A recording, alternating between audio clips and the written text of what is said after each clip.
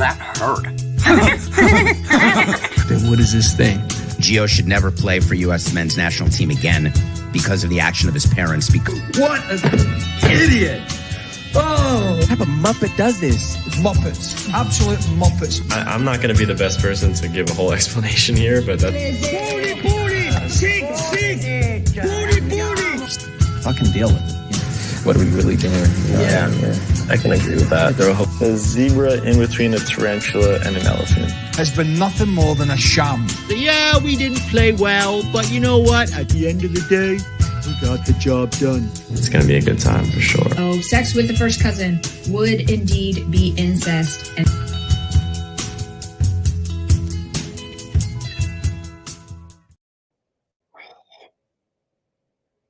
what the hell? What? You didn't hear all that? It played. I got this massive delay. Okay. You still have the delay? Yeah. All right. That's all weird. right. I'm gonna. Yes, and I don't. All right. I'm kicking you. Bounce back in. Okay. All right. Yeah. Welcome to the Straight Red Card. This is not the intro we expected.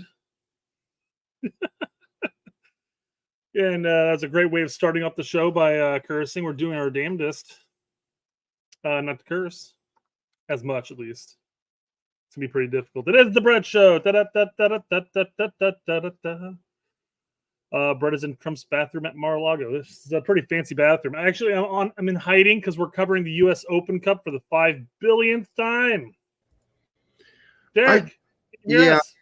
So apparently my YouTube page was open and it started playing our show live in the background at the same time we were doing the show. You gotta mute that. That's never happened before. It's quite weird. Welcome to the Straight Red Card. You said. I swear that's never happened before. Man, can you hear a plane? I can hear my kids stomping around upstairs. All right, did I take crazy pills before the show? What the hell's going on here? Do you have any more tabs opened up? Any more? No. That was just a plane flying overhead, and I have my, it's a beautiful day out, so I got everything opened up here. Yeah, that's outside meowing here. Oh, I saw Fumar. It reminded me of one of his comments from the last show, which was the death penalty doesn't deter crime. I don't think we were advocating for the death penalty during that show. Well, maybe I was talking about shoving a sharpened spike up somebody's rectum if they did that. So, well, I mean, you eventually die. That's more revenge, I think, is what you're talking about there. Yeah, you commit the crime, and you get a piece of sharpened wood right up the ass. Yeah, but he's right. The research says it's not a deterrent. So if you're going to do it, it's more because the dude motherfucker just deserves it. But, whole nother story. Don't want to get into politics. I have my own worries and concerns about how the law is applied equally in this country. And thus concerns about the death penalty. And all these people that have been freed from jail because we've now figured out using DNA, they never did it. Yeah. But you know what? That's a real concern that people should have, honestly. But now with DNA, you'd hope that'd be cleared up, but I still have my doubts. I still do. And then somebody else said, oh man, Derek he must not listen to music. I'm like, what? Just because I didn't like or know a bunch of the crappy ass mainstream bands that were in that whatever music festival you put up, right? And I'm thinking, yeah, I do, but I just haven't listened for a while. But I mean, I people would probably know a lot of the bands that I love, and I've been most recently on just for whatever reason, because I haven't listened to them for a few years. I went back and I got into a Radiohead tear. And I literally cannot get Paranoid Android out of my head, which is fine because it's a great song. It might be one of the best songs ever written. Guys, you guys have to remember that Derek's old enough to remember when Moses parted the Red Sea. So if he's not up to date with today's music, and mind you, that was actually not today's music. That was like 20 years ago, today's music. What do you mean? Radiohead stuck around. They've been putting True. stuff No, out. no, I wasn't talking about Radiohead there. Although it is funny you bring up Radiohead because I have been watching a bunch of like the reaction videos and stuff like that of music that I enjoy listening to, and just seeing it, what their quote unquote honest opinion of it. I mean, it's fascinating that everybody likes the stuff that I liked and that they didn't like at the time and stuff like that. And, I don't believe that half of the people who actually listen to do the reaction videos, but they do Creep, like they do reactions to Radiohead's Creep. Yeah, and probably one of my least favorite. I always skip the reactions when they're doing the music video, and I only click on the ones they do live. Yeah. It's a massive difference because the radio version, while I still enjoy it, it's not a great one to react to. Right. So. I watch a lot of those too. But as far as Radiohead goes, I mean, How to Disappear Completely, Pyramid Song, Paranoid Android, No Surprises, Karma Police. Karma Police, yeah. I mean, the list goes on. The guys wrote endless amounts of amazing shit. I'm a cool ass black dude, and I enjoy Creep. You might enjoy more than Creep. Do you know who doesn't like Creep? Who? Me.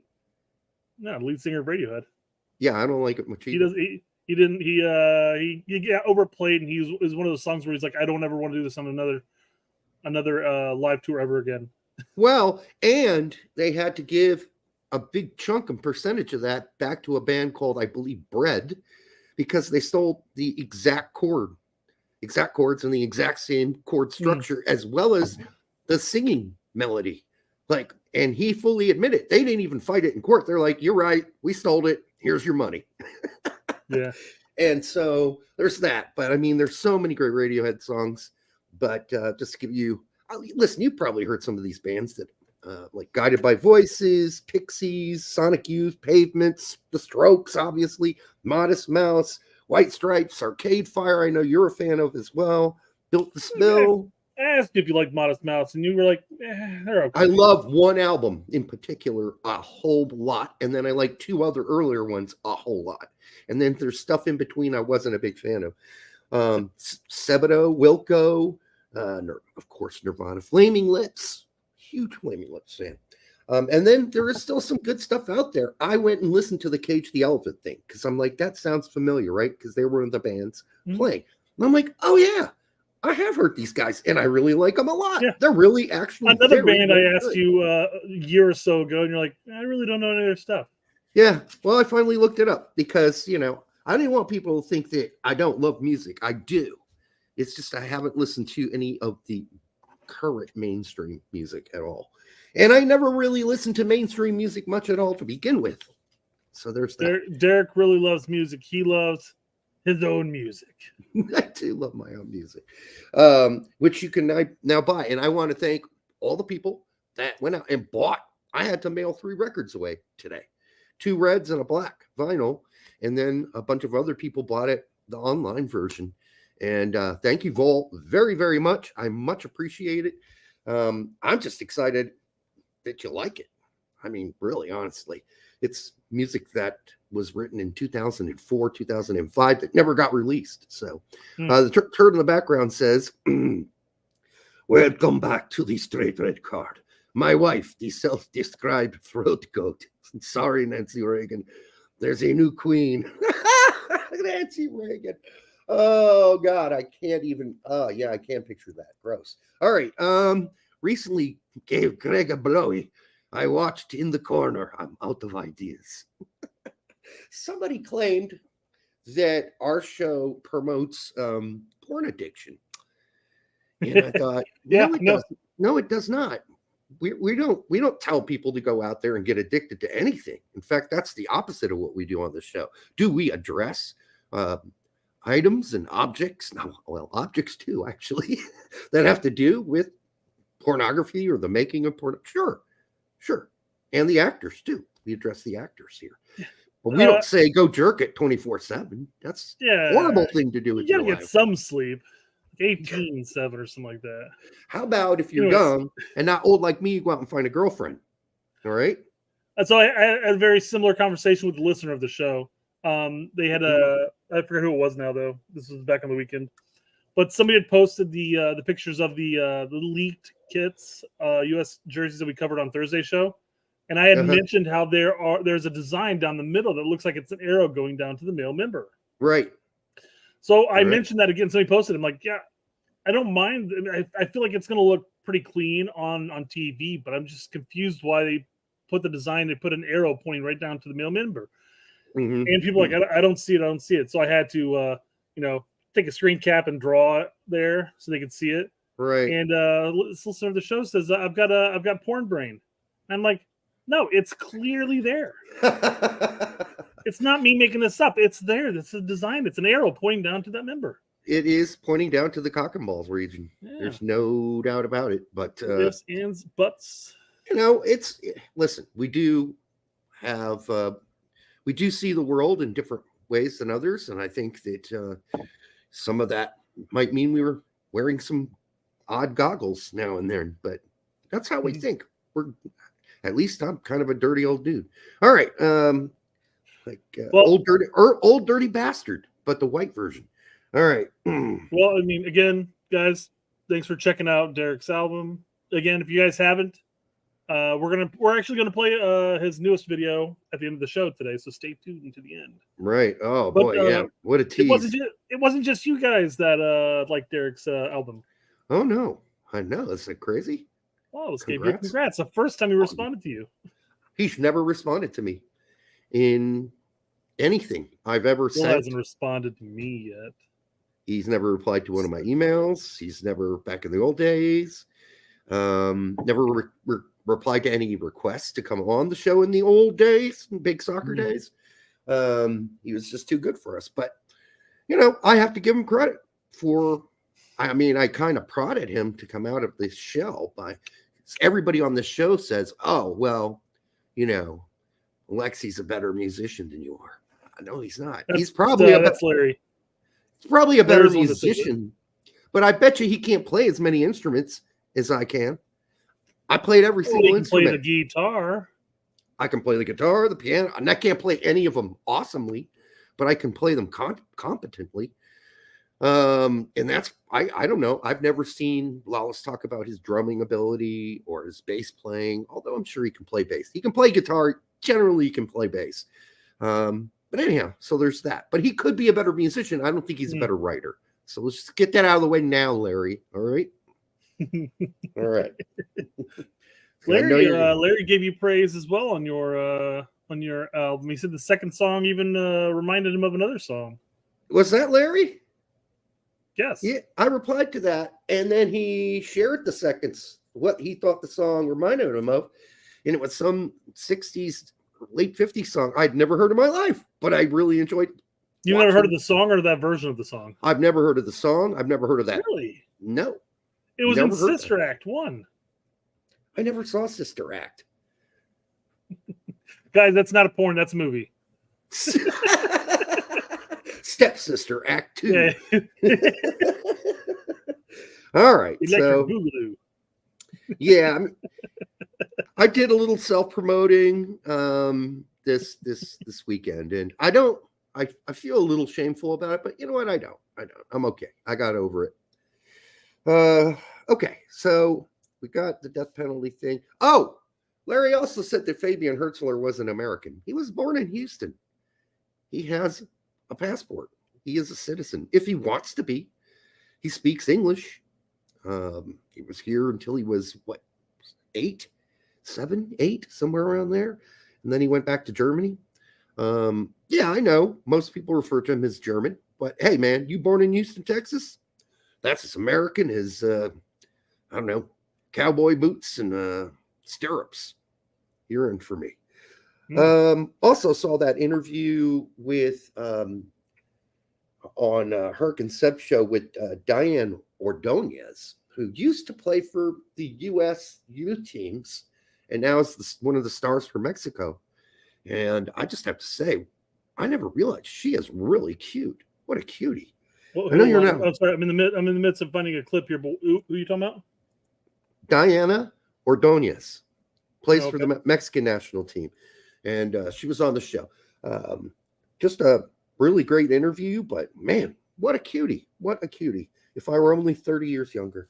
All right. And then let's see. We got all that out of the way. What else?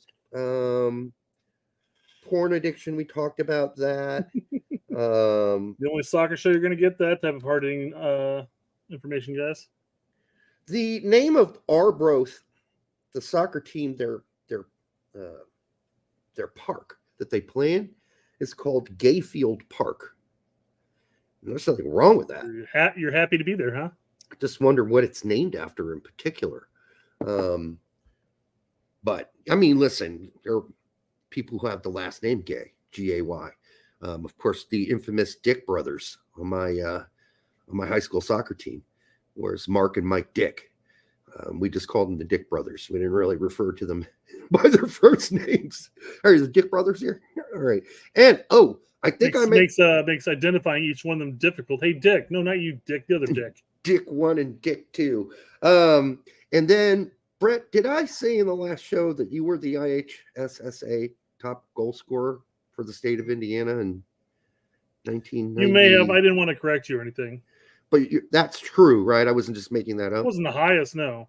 Oh, you weren't? You weren't the lead goal scorer in the state? I scored 17 each season, my junior and senior year, which would have put me probably top 10.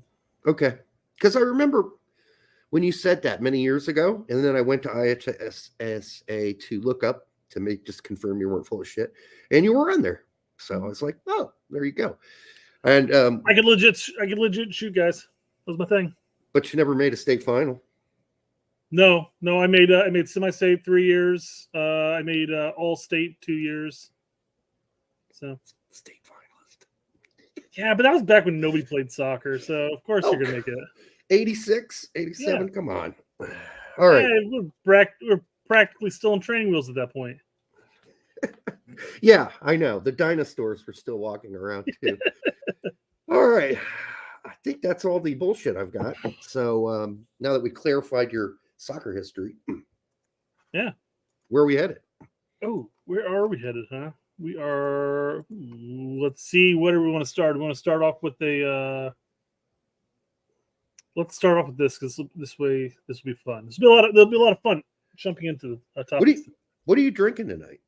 I saw a big ass canister. I got some orange soda vodka. Man, it looks like a diet, of course. It looks like empty calories. I know diet's no better, guys, but when you drink as much as I do, you got to cut those calories where you can. It looks like a big glass full of pee after a long night of drinking. Derek, I hate to say, but if your urine looks like this, you are dead. Yeah, it's never quite that bad. Yeah. All right. CCV is back, by the way. And what? Huh. What are you going to play here? Okay.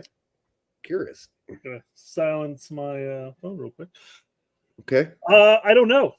Jack Pineda in the chat said, hey, have you seen the new Pete clip? I'm like, what Pete clip? And he goes, hey, go to this video and go to this timestamp. And I went to this timestamp. I have not listened to it. So I imagine that it's nothing that's going to get our show canceled because it's Pete. Yeah. But imagine there's going to be some humor behind here. Yeah. Ready for that? Yep. Jack Pineda says, Sargent just keeps on circumcising his opponents. Pete, it is beautiful to watch. I'll talk a little bit about Sargent later when we get to his portion of the top 10. That must be it. He at least caught on to it pretty quickly there, too. Yeah. I mean, yeah. That's good, Jack. I didn't catch that, although I'm not sure I really paid attention to the show. Jack Pineda says, Sargent just keeps on circumcising his opponents. Pete, beautiful to watch. I'll talk. That is one way to put it. Scorpion Larry for $2 says, thank you, Larry. First time you saw EPL was the Strokes video. Did the Strokes do an EPL video? I don't remember that. I'm baffled by that one. It's a lot of me. I love the Strokes, though. They're great. Great band. Fabulous band. Especially the first two albums. Fabulous. Now, there was good stuff after that, too, but first two albums. Mind-blowing. Thanks for doing that, though, Pete. You have it. He said it was on TV. It was on But TV. did they use the theme song or a song from the Strokes in the Premier League intro? That's what maybe he sang there. So I don't remember that even. I really don't remember it. I know that apparently they're at a bar watching EPL or La Liga is what he's saying. Oh, video. Well, they're good Italian kids, right? Italian and Jewish kids, I think. I don't know. They're New Yorkers. They're New York kids. New Yorkers. I know that much. But awesome band. Did go see them. God, what year was that? 1991. 97, 98, 99, somewhere around there, maybe. I did go see them live. It was a lot of fun. A lot of fun. And I was dating a girl whose last name was the exact same as mine. And so if we would have gotten married, first cousins? We weren't related at all. We checked it out. Are you sure about that? Yes. We looked it up. And you guys only did butt stuff. That would have been hilarious because no one would have had to change anything. It would have been funny. And then, it would say on the newspaper announcement, it'd be like Richie marriage. And people would have been like, oh, shit, that's not good. Because you know how it would be like Corbett Brandis, whatever, I almost said your wife's last name. I shouldn't do that. But in the newspaper. Sure. Yeah. Mine would have said Richie. It would have been hilarious. What if she wanted to keep her last name? It would be Richie. Could she abbreviate that by say Richie squared? She could. That would have been cool. Yeah. Look what you missed out on, Derek. I know. Here's even the weirder thing. My oldest, who's a stepson, his dad got remarried. His last name was no. And I'm not going to say his name, but he has a name that could be a woman's name or a man's name. He married a woman whose name was exactly the same as his. First and last. No shit. Isn't that fucking weird? Yeah. Now, they have very average, normal last names, so it's not like, oh, wow. You'd be like Smith and Smith. Big shocker. But the first name, too? Really? Crazy. All right. And where did they find each other? Excuse me. Somewhere in Peru, Indiana, apparently. No. All right, go ahead. I was interrupting you. You were interrupting me. Derek, it is the show where you are set to eat crow. I am what? You are set to eat crow. Eat crow. You're not really eating crow. We're just admitting that you were wrong on something. Yeah, that's not a big deal. I can be wrong. Yeah. Ruse. Great show, though. I know.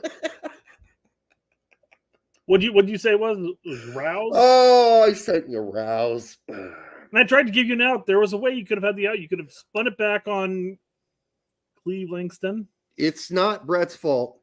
At 1 a.m, the day before the show, I usually send Brett. This asshole usually wakes me up. I'm like, ding. Oh, you hear that? Oh, God damn it. Sorry about that. Shit.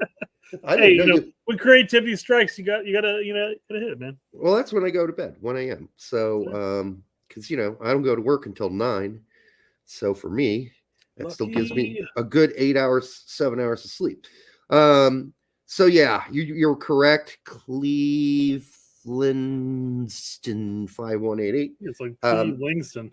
I misspelled that, and Langston. Yeah, the snowflakes crying about you saying moron and totally misunderstanding and misrepresenting the definition of blackmail are pitiful. The snowflakes crying about you saying moron. You'd have to go back into the comment section of our last show and find out who he's talking about. Let's just say I finally. I didn't snap, but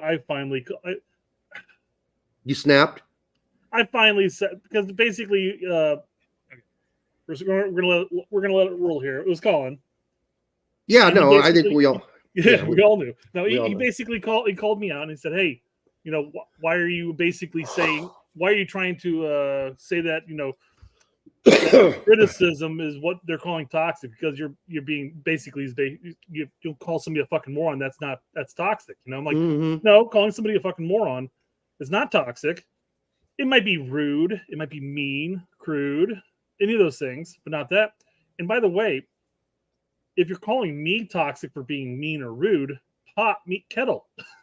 Oh, talk about the guy who always uses name calling first. Always uses name calling first. And then apparently doesn't realize that that's him, that he needs to look in the mirror. Anyhow. Well, how long have we been doing this show? Really? How long have we been doing this show? Since day one. Yep.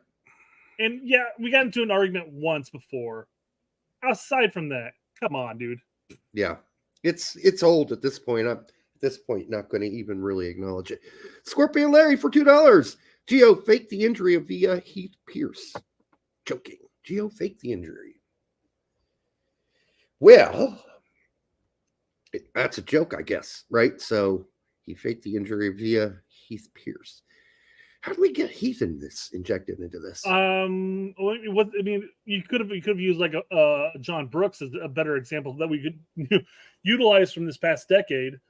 But like John Brooks with my back spasms, but I play the next week or next weekend. Yeah.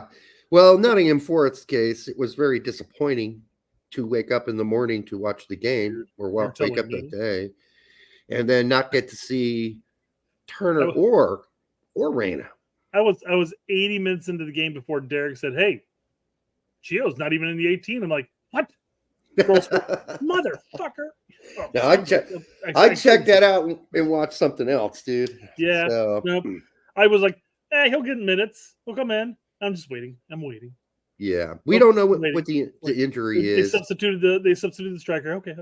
I'm waiting. And then all of a sudden you chimed in. I'm like, probably strained a left testicle. He's had that issue before, so he'll be back. Probably pissed that he went in for 1 freaking minute in the FA Cup, a cup he probably should have started in. Because maybe he pulled a Greg and slammed his head against the locker and just like busted his whole fucking forehead open or something. I don't know. Anyhow, he didn't play, but good catch by Clevelandson. Yes, Steamer. We'll just call him Steamer. Cleveland Steamer. Way to clean up the situation there on the ruse. It is RUSE. Correct. Yeah. I'm an Derek, did you watch the USA versus Colombia game? I did. I watched the whole thing. And you saw the how scrappy it got. You see Alex Morgan getting up in some of the Colombians' faces saying, I saw a little of that. You know where I'm from? Dog. I guess. I mean, I did notice that the score didn't really reflect how well Colombia played the game. They had chances. They just blew it. And I didn't watch the match. I need to start watching the match. They totally blew their chances. I watched, Meg posted 2 clips of our goalkeeper making some fantabulous saves. Those are the goals I'm talking about that they got screwed out of because of either great saves, and in some cases they missed the whole goal altogether. So there's that too. And this was right at the beginning of the game. So it wasn't like, but then all our goals seemed to come off of incredibly bad mistakes, like bonehead plays by Colombia. It wasn't like we broke them down, right? And we did some amazing shit. They fucked up. Damn it. We're not going to curse in this show. I know there's 2. I did one earlier, so. Yeah, they screwed up. And, so there you go. Yeah. So go ahead. While the scrappiness of the fight, and obviously winning, and Lalas had posted a video talking about how this is a much better match, a good answer to the whole Mexico loss, blah blah blah. Kinda. That wasn't the biggest topic that was coming out of that match. Oddly enough, had nothing to do with soccer in general. What's that? It had to do with this kid right here. That kid right there. He's drinking a nice little hard seltzer right there. Huh. His dad's cheering on. Hey, I'm on TV. Look right there. Look at that. There's nothing in that can. No, I agree. It's already been drunk. First off, yeah, because it'd be all over. Why is he drink? I need to stop this. Hold on. It would be pouring down on that one. It would be pouring down the kid's chest. It would be absolutely. But what do all cans have when you open them up? Yeah, sharp edges. Razor sharp edge. And that kid could be sticking his tongue in there. Yeah, absolutely. I mean, that was my concern right there. I have no concern that thing was empty. Of course it was empty. Right. It doesn't have the strength to lift up a can like that. Full can. It's obviously empty. It has to be empty. Right. Unless he drank it all already. Maybe that was the case. Yeah. The baby just guzzled that shit down. And the father finally looks up. And he's like, "Oh, look, he's got my drink. Oh, that's why it's wet. I thought the baby just peed on me. Oh, Yeah. Well, it's probably better actually. Better that than pee, I guess. Right. Little alcohol's not going to kill the baby anyhow. No, put it to sleep on the car ride home. You've learned the tricks already, huh? But the ex is watching the game and sees him on there with that. Right here, he's looking at it, he goes, "We got to answer for this one." Shit. When I get home. You made us look like horrible parents. What are you guys drinking tonight? I am drinking Canada Dry and vodka. But I just started. So I came into the show a little sober. Let's put it that way. I've got my Diet Orange soda and vodka. Class. I usually like to have a little something going before the show starts, but today Antonio Banderas claims that we're drinking Zimas. Zimas taste like zit. Do they even exist anymore? I don't know. Can you buy a Zima? What brand of vodka? Derek, you go first. Yeah, shitty pop off. Yeah. You know what? I think COVID absolutely killed out Kamchatka. I have not seen Kamchatka ever since COVID. Yeah, I don't always get it. I get Absolute sometimes, but a lot of people think Absolute is garbage too. But to be honest with you, I really don't notice the difference between Absolute. You're mixing it with Canada Dry. It doesn't really matter, you know. Yeah, it's not like I'm killing off the whole vodka flavor completely anyhow. So for me, it depends on where I'm getting the vodka from. If I'm having to get in a pinch and I'm going through the local CVS, then it's Dark Ice. Otherwise, it's generally Skull. Is that bad? Oh yeah, that's kind of in the bad aisle too, isn't it? Yeah, you spend $8 for a handle. Of course, it's going to be the other one I get in the bathtub. The big bottle is the New Amsterdam. It's not bad. Yeah, Costco so vodka is good. If I go to the liquor store next to my work, they've got the Costco vodka there, and I can get a Smirnoff knockoff basically at that point for $13. Best vodka I've ever had in my life is Cardinal Spirits in Bloomington's vodka. And they kind of make it like they make their gin. They use a little bit of juniper berry. And it's actually shit you can drink straight. It's that good. It's crazy. It's that good. Nay or Nye, Michaels. I know you've told us before, nay or Nye. I'm old. No. The rumor is that Costco is really Grey Goose. Well, Grey Goose I've had. That's not that bad. So Costco has a Kirkland vodka. There's two different Kirkland vodkas. There's one that's $13 for a handle, which is equivalent of say a Smirnoff. But then there's one that's like $19, which is rumored and talked about that it comes straight from the Grey Goose plant. Not necessarily that it's the same stuff that is equivalent to Grey Goose, but it comes from the same plant. So I spend all my money on expensive beer, which I've taken a 2-month break on. You probably notice I haven't been drinking beer lately because I was getting fat. So I thought, time for a little bit of a break. There is no such thing as good vodka. Yeah, there's other person in watches our show who thinks drinking at all is going to kill us. Anonymity, whatever. Anonymity. Yeah. I can think of the last part was anonymity what? But yeah, I haven't seen him in the chat with him recently. Yeah, well, he works at a nunnery, so it's kind of difficult for him to get out and see the show. Yeah, it does taste a little alcoholic, obviously. So yeah, there is a vodka out there that doesn't taste like vodka. It's called Beluga vodka, and it's so smooth that I thought I was drinking water. But the problem with it is that it's scary as fuck. It's made from whale sperm. I'll take it, whatever. Beluga whale sperm.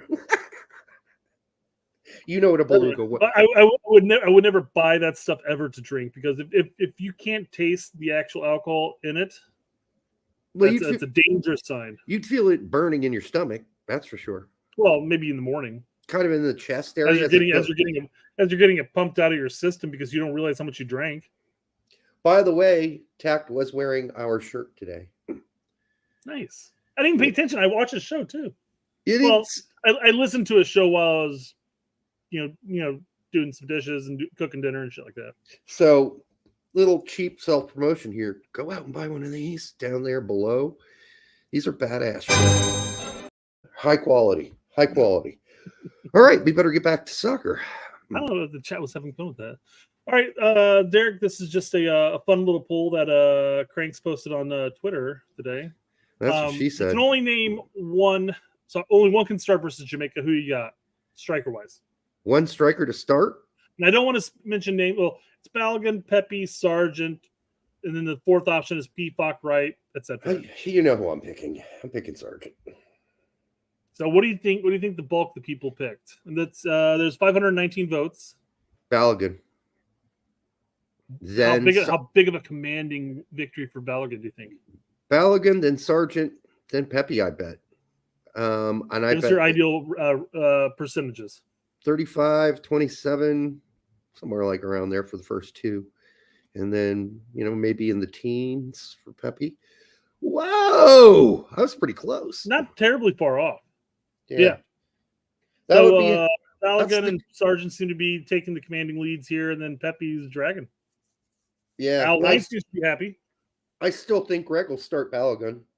Even though I think deep down Greg also knows or believes that Sargent fits his style of his system better. My system, yeah.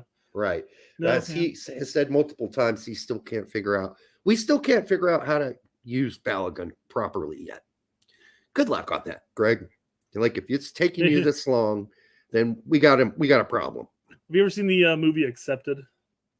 Probably not. A movie about I can't think of the actor's name right now, but he starts up a fake college, and he has Dean he's talking to, which is Lewis Black.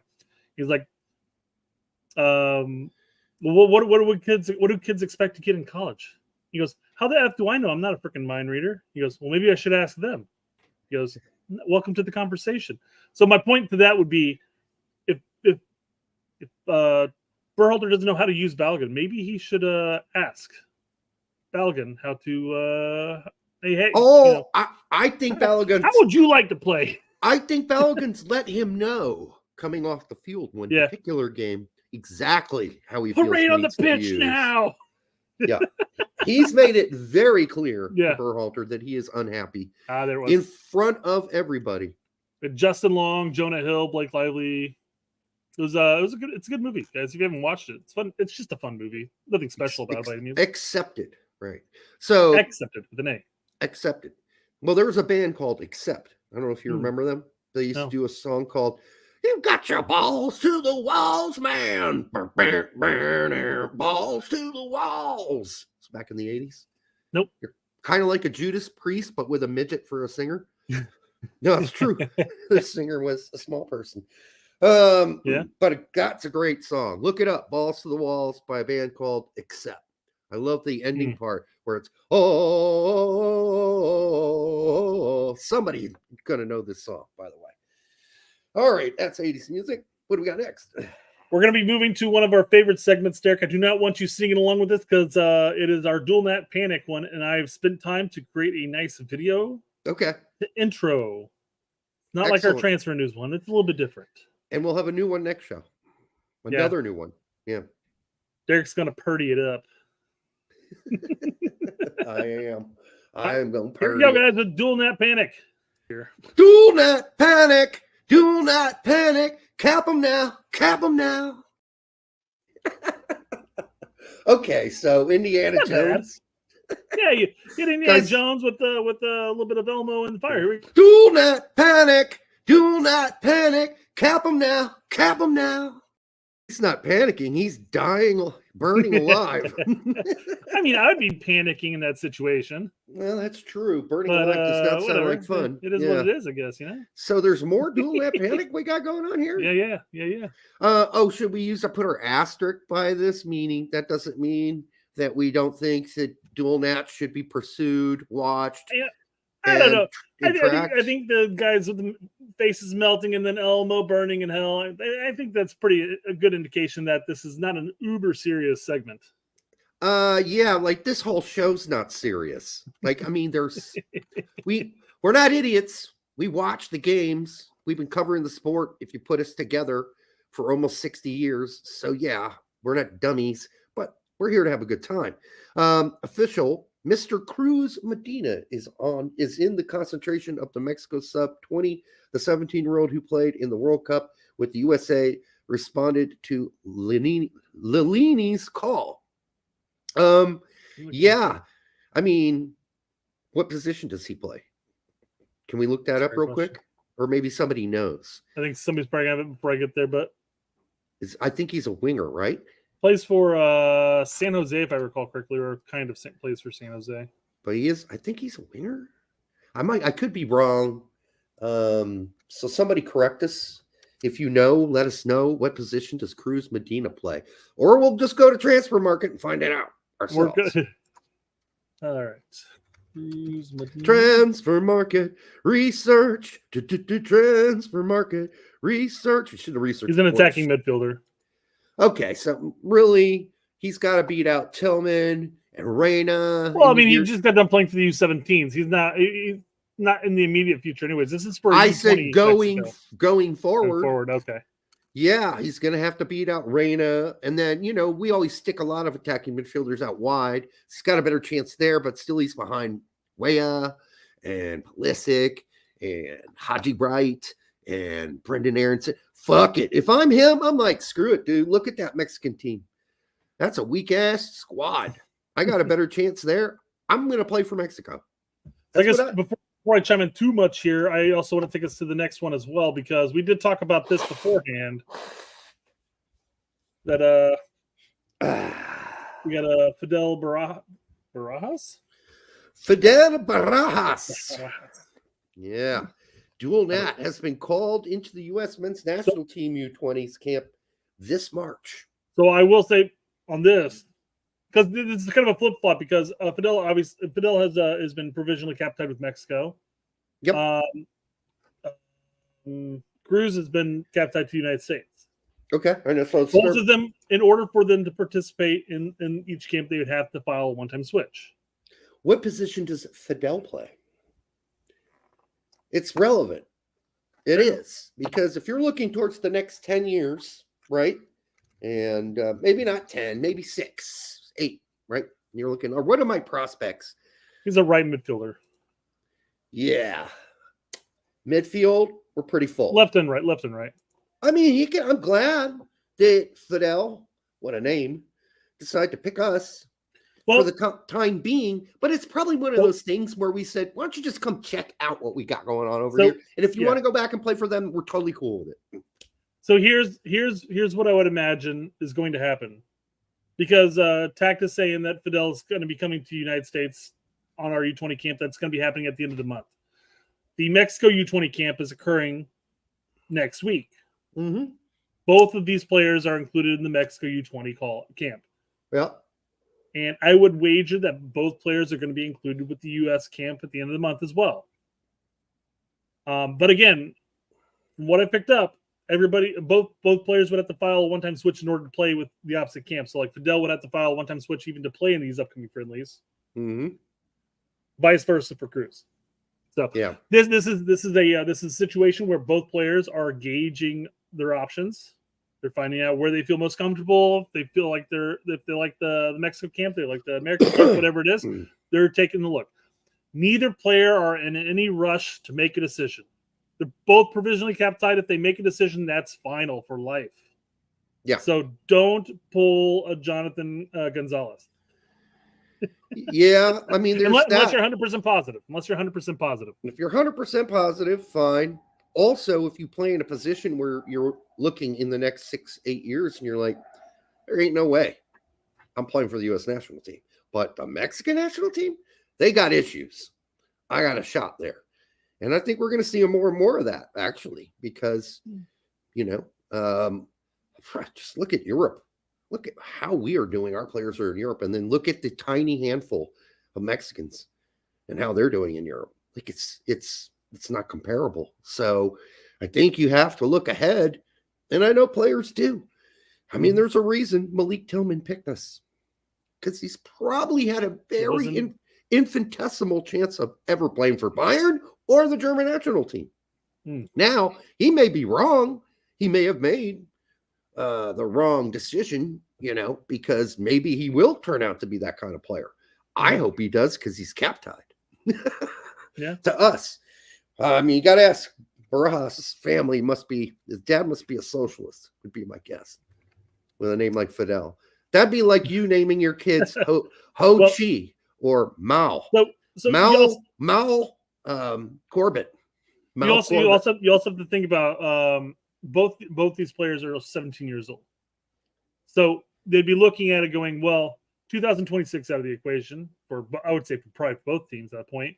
Yeah. And then moving forward, I mean, you're looking at Way and Pulisic at that point are going to be aging at the, Yeah, that's true. We don't have a whole hell of a lot of depth when it comes to our wingers. We saw that last window when both of them were injured, and we're sitting there scrambling for the likes of Zendejas. Weah's not been looking very good either. I think he might be one step above where he can handle things, because he finally got, well, not finally, he's been getting playing time at Juventus, and he might as well just be a passenger. Honestly, he's just a passenger out there. He's pulling a Mihailovic every time he touches the field. Not that bad. No, not even close to that bad. But Right. I get your point. He's not standing out by any means. No. So I mean, both players have their options. Both players can move forward, picking one way or the other, and it could benefit them, because there's not a whole heck of a lot of depth really screaming that, hey, this position's filled in the United States national team. And we talked about Cruz being an attacking midfielder. Well, most likely if we're playing Berhalter's 4-3-3 for the remainder of our existence, even without Berhalter as manager, because the system is going to be sticking through. Yeah. One could think that Cruz could also play the Pulisic type role out wide. Well, and as you put it, I mean, considering that they're young and looking at what's coming in straight behind the whole McKennie, Pulisic, and even Reyna generation that's there now, even though Reyna's considerably younger, there's not much there. Mm-hmm. So maybe they would be definitely, I think, premature to go, well, we've got no shot at the U.S. men's national team, because right now it's looking quite Breck Shea-ish right behind our current generation right now. Now that could change. We could have the Max Dietzes step up and become that next generation right behind them, but we're going to have to wait and see. All right. I still say Max Dietz is going to turn out to be a U.S. men's national team player. That's my prediction. Write it down here now. So, like, I should have had everybody write it down when I told all those morons in 2011 that if they thought MLS was going to stop after just under 20 teams, they were smoking some serious fucking grass, and they didn't know what they were talking about. And a lot of the mainstream guys pegged me as, oh, you're just a loon. They can't. Oh, the mainstream guys pegged you? They did. And my God. No lube either. Is that why Lalas is being nice to you right now? Yeah.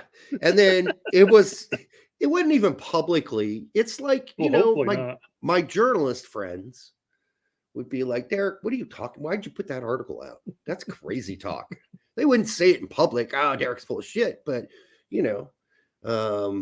our good old friends at MLS but our old friends at MLS, by the way, were the ones that were, by the way, telling us this. Yeah. We won't use their names, but we used to have lots of connections at MLS. And they told us that expansion's going. It's going to keep on going and keep on rolling. So I wrote an article, and I didn't name my sources and in big soccer. And I got the pooples behind the scene. Like, they can't do that. It'll dilute the player quality. Derek, thank you for continuing the joke throughout the entire story. Perfect. I'm doing my best. You said that you went from being pegged to being full of shit, and then pooples.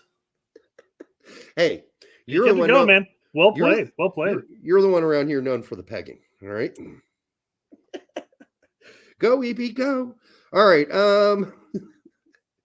Get yours, girl. What else you got, Brett? All right. Did she ever watch these shows and go, "You guys are just idiots"? No. Okay. God, I can't get her to watch much of a soccer game, if that, let alone watch a 3-hour conversation between you and me. Yeah. She already tells me, she's like, dude, Brett, you talk too much. Stop it. Well, she's always nice to me when I come over, though. Sure. She sees you once in a while. Yeah. All right. I feel like that she feels I'm a positive influence in your life. Yeah, she hears the stories. Probably not. Probably not. All right. Well, then why is she so nice to me? All right. Let's move on. She doesn't like being mean to people. Yeah. She seems like a nice person. All right. We're actually moving on to your favorite topic. Here we go. Time for All right. transfer news, even though it's not the silly season anymore. Transfer news. Transfer news. Everybody loves that transfer Everybody news. loves that transfer news. But me. All right. What was the matter? DMX. I kind of threw you under the bus by rushing it through, but DMX, baby. All right. Adam Garcia transfer. Blah, blah, blah, blah. is this transfer news? Death making it Monday. Let's find out. What are we doing here? Oh, Brentford are monitoring. Oh my God, they've attached a monitoring system to Sargent's fucking nutsack. God, I said fucking. So they're monitoring his nutsack activity, and yeah, that's a huge deal. They're in the market for a forward with Ivan Toney to be sold. Hey, man, there's no other better guy right now in the championship to nab at probably good discount price than Josh Sargent. And I mean, I guess it really depends on what happens for the rest of the season, right? right, if they get promoted, he's staying in Norwich. If they don't get promoted, he's leaving. Oh yeah, More likely. I mean, it'll definitely get some bids. Yeah. So, yeah, I mean, it's March. You wouldn't imagine there'd be a transfer news segment coming out of nowhere, but here we are. Well, Brentford's monitoring all the top strikers in the championship, so it's not really fair. Like, you could say that every team is monitoring the top strikers in the championship. Not every team, because teams like Man United and Chelsea and those they're looking for strikers from big clubs or whatever, not the championship. But everybody mid-table and down are looking for the next best thing, the next Jamie Vardy, if you will, right? So they're looking for a good deal, cost-effective, and yeah, Josh Sargent's just that. As long as he stays healthy. Bmar says it's a long shot for Norwich to get It promoted. is. Bmar's correct. They're one point out of the playoffs, and just like Berhalter says, when you get out to the knockout stage, anything could happen. Yeah, anything, including losing in the first round of the playoff promotion. So, but I mean, to be fair on that front too, I mean, Leeds, who's currently sitting in third place, could also go out in that first round. Well, they're fighting for second. You know, yeah, they're 2 points off second right now. They got a really good chance. It's been a while since I've gone back and looked at the championship table. I mean, there was a point where Leicester was like 20 points above everybody. I know, and now they've gone on like a poop fest of bad play and losing games left and right. They've lost 7. All the air came out of the balloon out of nowhere. It's crap. They can't buy a game. You better get crappy teams. Well, they're only 5 points above Leeds right now. So I mean, there's a possibility that Leicester, who's been running the season, could just be playoff fodder. Dropping like lead balloons, like the Hindenburg. Remember that famous footage? Yes. The Hindenburg? Oh my God! The humanity! As that thing plummets to the ground and explodes in a million pieces and catches on fire. And what old footage? Brian Rincon, now recovered from a dislocated shoulder. Yeah, they just popped that shit back in. Weston McKennie will work in training this week and be ready for the match against Atalanta. And boy, do they need him. Boy, do they need him. They are toothless on that right side without him. They were absolutely. They're just saying. We saw a number of people posting that Moretti should be starting over Weston at this point. What Moran said that? Several Italian posters on the Twitters. Well, they're all idiots. Not all of them. Not just the ones that say that. I mean, what have they been watching all season? They've been watching the games, consistently top. They're completely, absolutely toothless without McKennie in the lineup. They just got their asses handed to them too. So Weston's going, come on, bro, really? Yeah, you gonna say that shit? Looks like one of his more fatty pictures. Yeah, it must have been early in the season. Yeah, because he's looking. Doesn't have his little poof on there. So I don't know when that was taken. He's looking trimmer these days for sure. Sleek. Mm-hmm. Okay, let's see what we got going on here. With MLS topics to cover towards the end here. In the meantime, let's talk about music. No, all right, just kidding. Justin Hawkins writes again. Frank Bolt says, "Here's our starting 11. Straight red card. Got to be a starter to make this squad.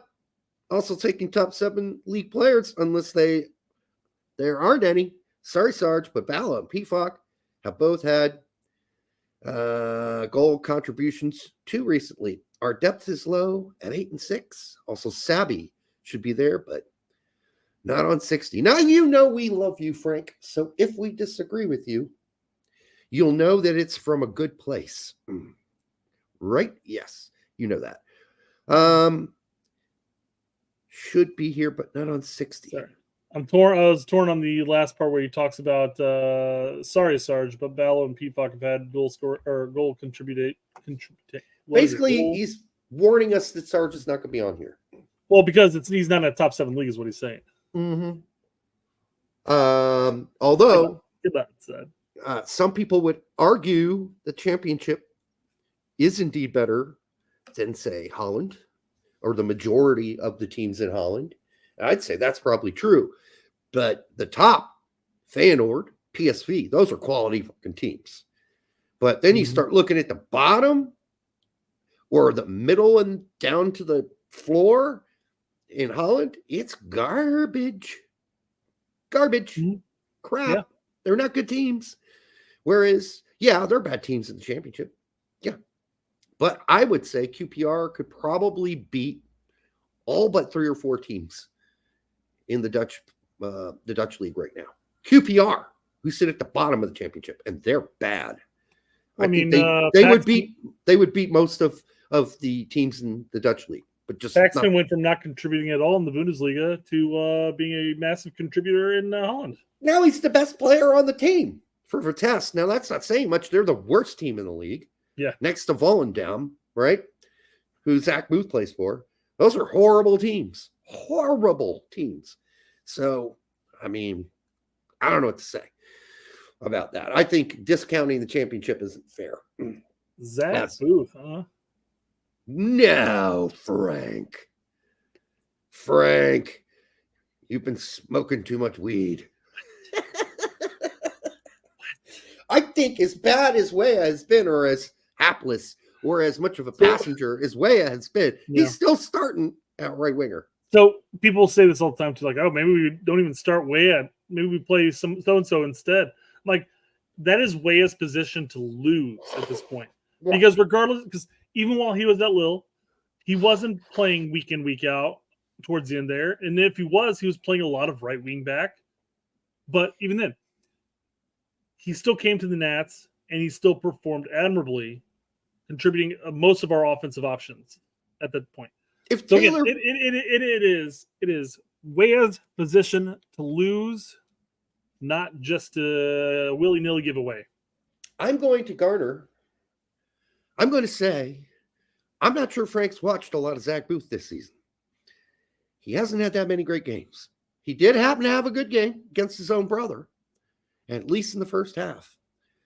But if you put Taylor Booth there, if he were healthy, I'd be like, okay, listen, I still disagree with you. I think Weah's got that position locked until he loses it. But Zach?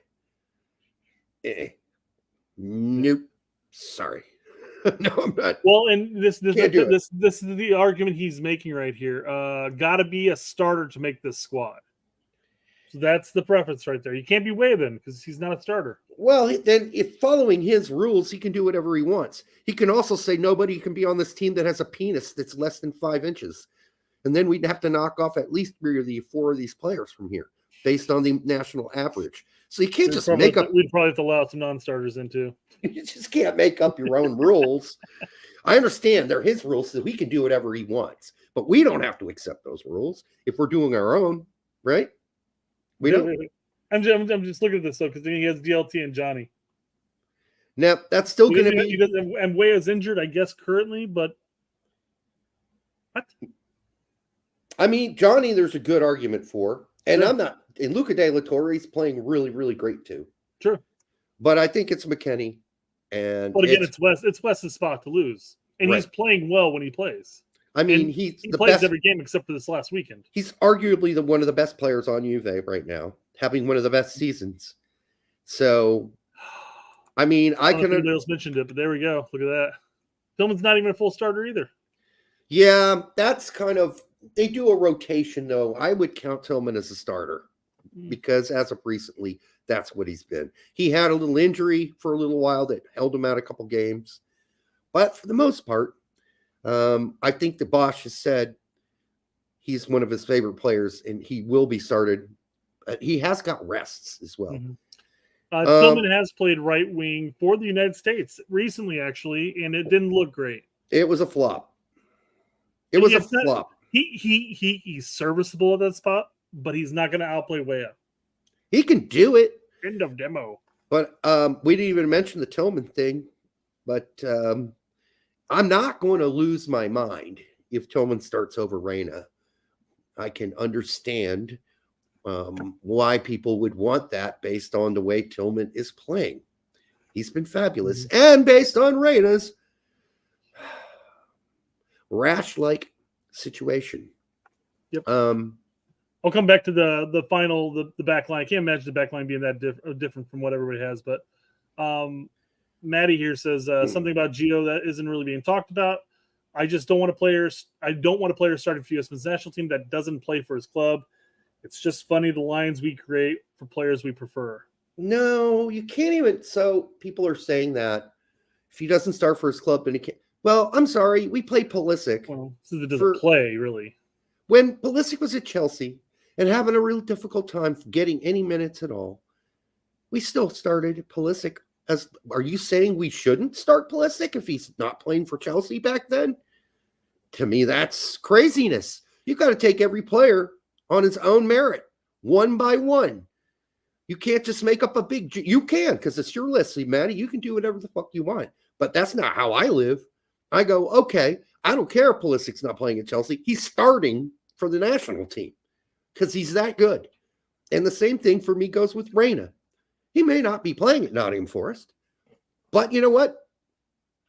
He's still the best CAM we got. It's just that we're lucky now that we can play Tillman there if necessary. And Tillman has solidified that spot at CAM right there along with Reyna and as a 1-2 there, I think. And I'm not going to lose any sleep if Reyna doesn't play. Or if he doesn't start and Tillman starts instead of him. So I'll say this much: most of the people commenting were along the same lines of what you said, Derek. Well, you have not played Pulisic, et cetera, et cetera, et cetera. And it's a right argument. But I think what in this scenario, what you can say is that Reyna is the best attacking midfielder we have. However, he's not playing and barely has played 20 minutes a game at Dortmund. And we do have an attacking midfielder who is playing well for PSV. Mm-hmm. So is the drop in talent that drastic? Whereas when you go from Pulisic to whom? Brendan Aronson, who may not have been starting for Union Berlin at the time or even Leeds at the time. That's a massive drop. But people are making that argument too, though, at one point. Yeah, they were, and they were wrong.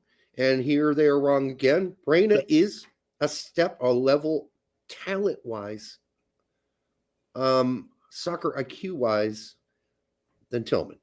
Yeah. I'm not saying that Tillman can't ever get there, but, I mean, we got to be fair. Could Tillman have ever played at Dortmund and been a starter and been one of the supposed future great players? I don't think he would have. I mean, if he was that good, he probably would have played some games for Bayern. He would have been a backup there, at least, you would think. Now, what he's doing now is fantastic, and I love it. And like I said, I'm not going to lose any goddamn sleep if Greg decides to start Tillman at the CAM spot over Reyna. But I'd much prefer Reyna for me personally. I just think he's the better player. But that's a personal decision. I don't really care whether or not he's playing for Nottingham Forest or he's, his dick's 4 inches long. I don't care. I want him starting. No, and I agree with you on that in that sense that if he happens to play Tillman over him, at least in the Jamaica match, start off with and see what's up, whatever. Yeah, right. I mean, Tillman's playing well, and I don't have a problem with him starting. Jack Pineda for $2 says, how would we measure their wee-wees, Derek? I would say the next time there's a team gangbang with Christian Pulisic's sister, she breaks out the ruler and measures them. I don't know. You're not starting material. You're not starting material. You see Christian's sister out there? I mean, Christian, obviously, he's not going to be at that game. So I don't know how we're going to get his measurements. Unless he's some sicko that likes to watch. Because you know how we feel about incest here. We don't condone that kind of incest. Unless she was his stepsister. But she's not, clearly. They're from the same loins. They come from the same loins. Yeah, I don't know how you measure that, Jack. They do get annual physicals. I suppose the doctor could do it. But then, you don't want to measure it a shrunken member because then, honestly, you're not going to get a full measurement because some grow bigger than others depending on, the potential. So you'd have to have a really sexy doctor, I'm guessing. And then you could measure them when they're at their most erect. Erect? I can say that on this show. All right. And then the back, we got Jedi on the left. At least you got that one right. Although, let me say again, I wouldn't lose sleep if Johnny started over Musa. And it was Johnny McKinney. I would not lose sleep over that based on what I've seen so far from Johnny at Real Betis. Musa's got very limited playing time. 2020. Yeah, he's averaging about 10 minutes a game this season. No, yeah. I would actually, I mean, outside of going with what Greg knows and what he feels comfortable with, I would honestly be shocked if Johnny didn't start. No, because you got to keep in mind, Greg loves himself some McKinney and Musa. That's what I'm saying. Unless he's just going with what he feels comfortable, I would be shocked otherwise. These are champagne problems, by the way. Yeah. God damn, I just sounded like Alexi Lalas. Holy crap. Okay. He agrees with you once and strokes your ego once, and all of a sudden you start talking like him. Call me an ambulance. I think I'm having a stroke. All right. Jedi's on the left. That's on the right. After the way Trusty played today, you might as well just scratch him off completely. That was one of the most. I thought he was. I thought the team of all the team, I thought he was rated the highest as in the back line. Well, he was the least involved in some of the he wasn't the reason they got scored on 6 times. 6-0, of course, that's going to affect you. But he played left back too, so it's not really his position. Why did they play him at left back? Because they decided to move back to a back 4. I mean, well, okay, never mind. I was going to say take Footmob for what it's worth, but he was like the second highest, third highest, I guess, rating of the entire team. Yeah, did anybody get above a 5? I mean, seriously. Oddly enough, their center back Robinson had a 7.4. Not sure how that's possible. Somebody missed the game, I think. You don't lose 6-0. If your team loses 6-0, no one gets above a 5. That's how that fucking works. Yeah, they're awfully kind on some of these ratings. The goalkeeper's the only one who got hosed, obviously with 4.7, but everybody else is like all bang average or like 5.5s or higher. Yeah. And that's putting up for you. I warned everybody weeks ago that Ream was on his way out as a starter when he got that injury. Because when Bassi came in and Tosin came in and played together, they were freaking fantastic. And they went on a winning streak. Since then, Ream's got 2 starts, one in the Premier League and one in a cup game. That's it. And I don't think it's going to get any better for him. But I think at this point, he still starts for us over Trusty. Although Trusty's had some decent games for Sheffield United, for sure. Not really being all his fault. The 6-0 embarrassment of today. I mean, they're just scoring goals for jokes, for fun today. I mean, it seemed like they scored every 10 minutes at one point. Jack Pineda for $5. Thank you, Jack. We love your sense of humor and your $5. Maybe someone can dress up as a member inspector at the team hotel. Well, that could do that. But again, keep in mind, we need to get the measurements from the most, what do they call that? All right, I'll just say it. They need to be a rec. I can't say penis inspector in the super chat. Really? You can't? You just did. I have one last question about Frank's lineup here. We have a Teffanen.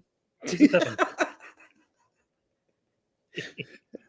Oh, boy. And on top of that, why would Stefan be included here? Because I'm assuming that's meant to be Stefan. Did he watch the first game for Colorado? It doesn't matter. He said top 7. Those are his rules. Yeah, exactly. I guess the closest thing we have to that would be Horvath, unless Belgian league happens to be in top 7. Is Belgium league in the top 7? No, not really. So the closest things you have would be either Gaga or Horvath. All right, let's do the order. It goes Premier League, right? Then it goes, well, for me personally, Bundesliga, and this is all very close from here up. Bundesliga, Italy, there's 3. France, there's 4, right? Portugal, 5. Or Holland, either one. Holland, 5. Portugal, 6. Is Belgium up there? So now we are down to that, aren't we? Maybe Belgium is the 7th. I'm trying to pull up and take a look here. Maybe Belgium is the 7th. Wait, no, I forgot Spain. What am I, an idiot? So England, Spain, Bundesliga, Italy, France. Yes, so that would push Belgium to 8. Here we go. We go England, Spain. Yes, Italy, England, Spain. Germany. So Italy, then Germany. I have Germany, then Italy, but that's me. But it goes by coefficients, so it's all numbers game. Right. France, the Dutch, and Portugal. And then Belgium's 8th. Right. So Belgium's 8th. So they're not a top 7. And God knows. Nobody's starting a goalkeeper then. I just watched the Bruges Genk game this weekend. Yeah. Neither of those teams look like I mean, for all the money Bruges spends compared to everybody else in Belgium, they won the game, but it was kind of a shitty game to watch. And by the way, McKenzie had a rough one. He had a rough one. Okay. Thank you, Frank, for whipping it out and putting it out there in the world for all to see. That takes balls. $2 for Jack again. Thank you, Jack. Did you guys see the snow in the RSL game? Yes. And then I watched one of my favorite players of all time, Steve Cherundolo, cry like a little bitch about it. And he should have known better. Really, you don't do that. You just say, yeah, that kind of sucked. I'm moving on. So I'm not going to make any excuses. It's one of those things like, you're playing in torrential downpour, you complain because the ball stops in a puddle and it kind of kills the game. But I was watching the highlights of that game, and there are several times where like the player would make the pass and the ball would almost like it would skip and then it would slow down completely. And then it's just a change of a game. It's one thing to play in the snow, but man, that just changed how the ball moved. I loved playing in the snow, personally. I love playing in storms. So many players slip and slide. Rain.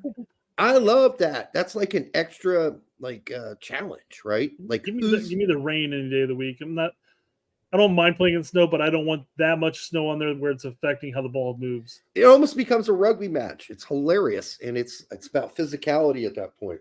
I think it's a lot of fun, and I think Dolo shouldn't have complained about it, honestly.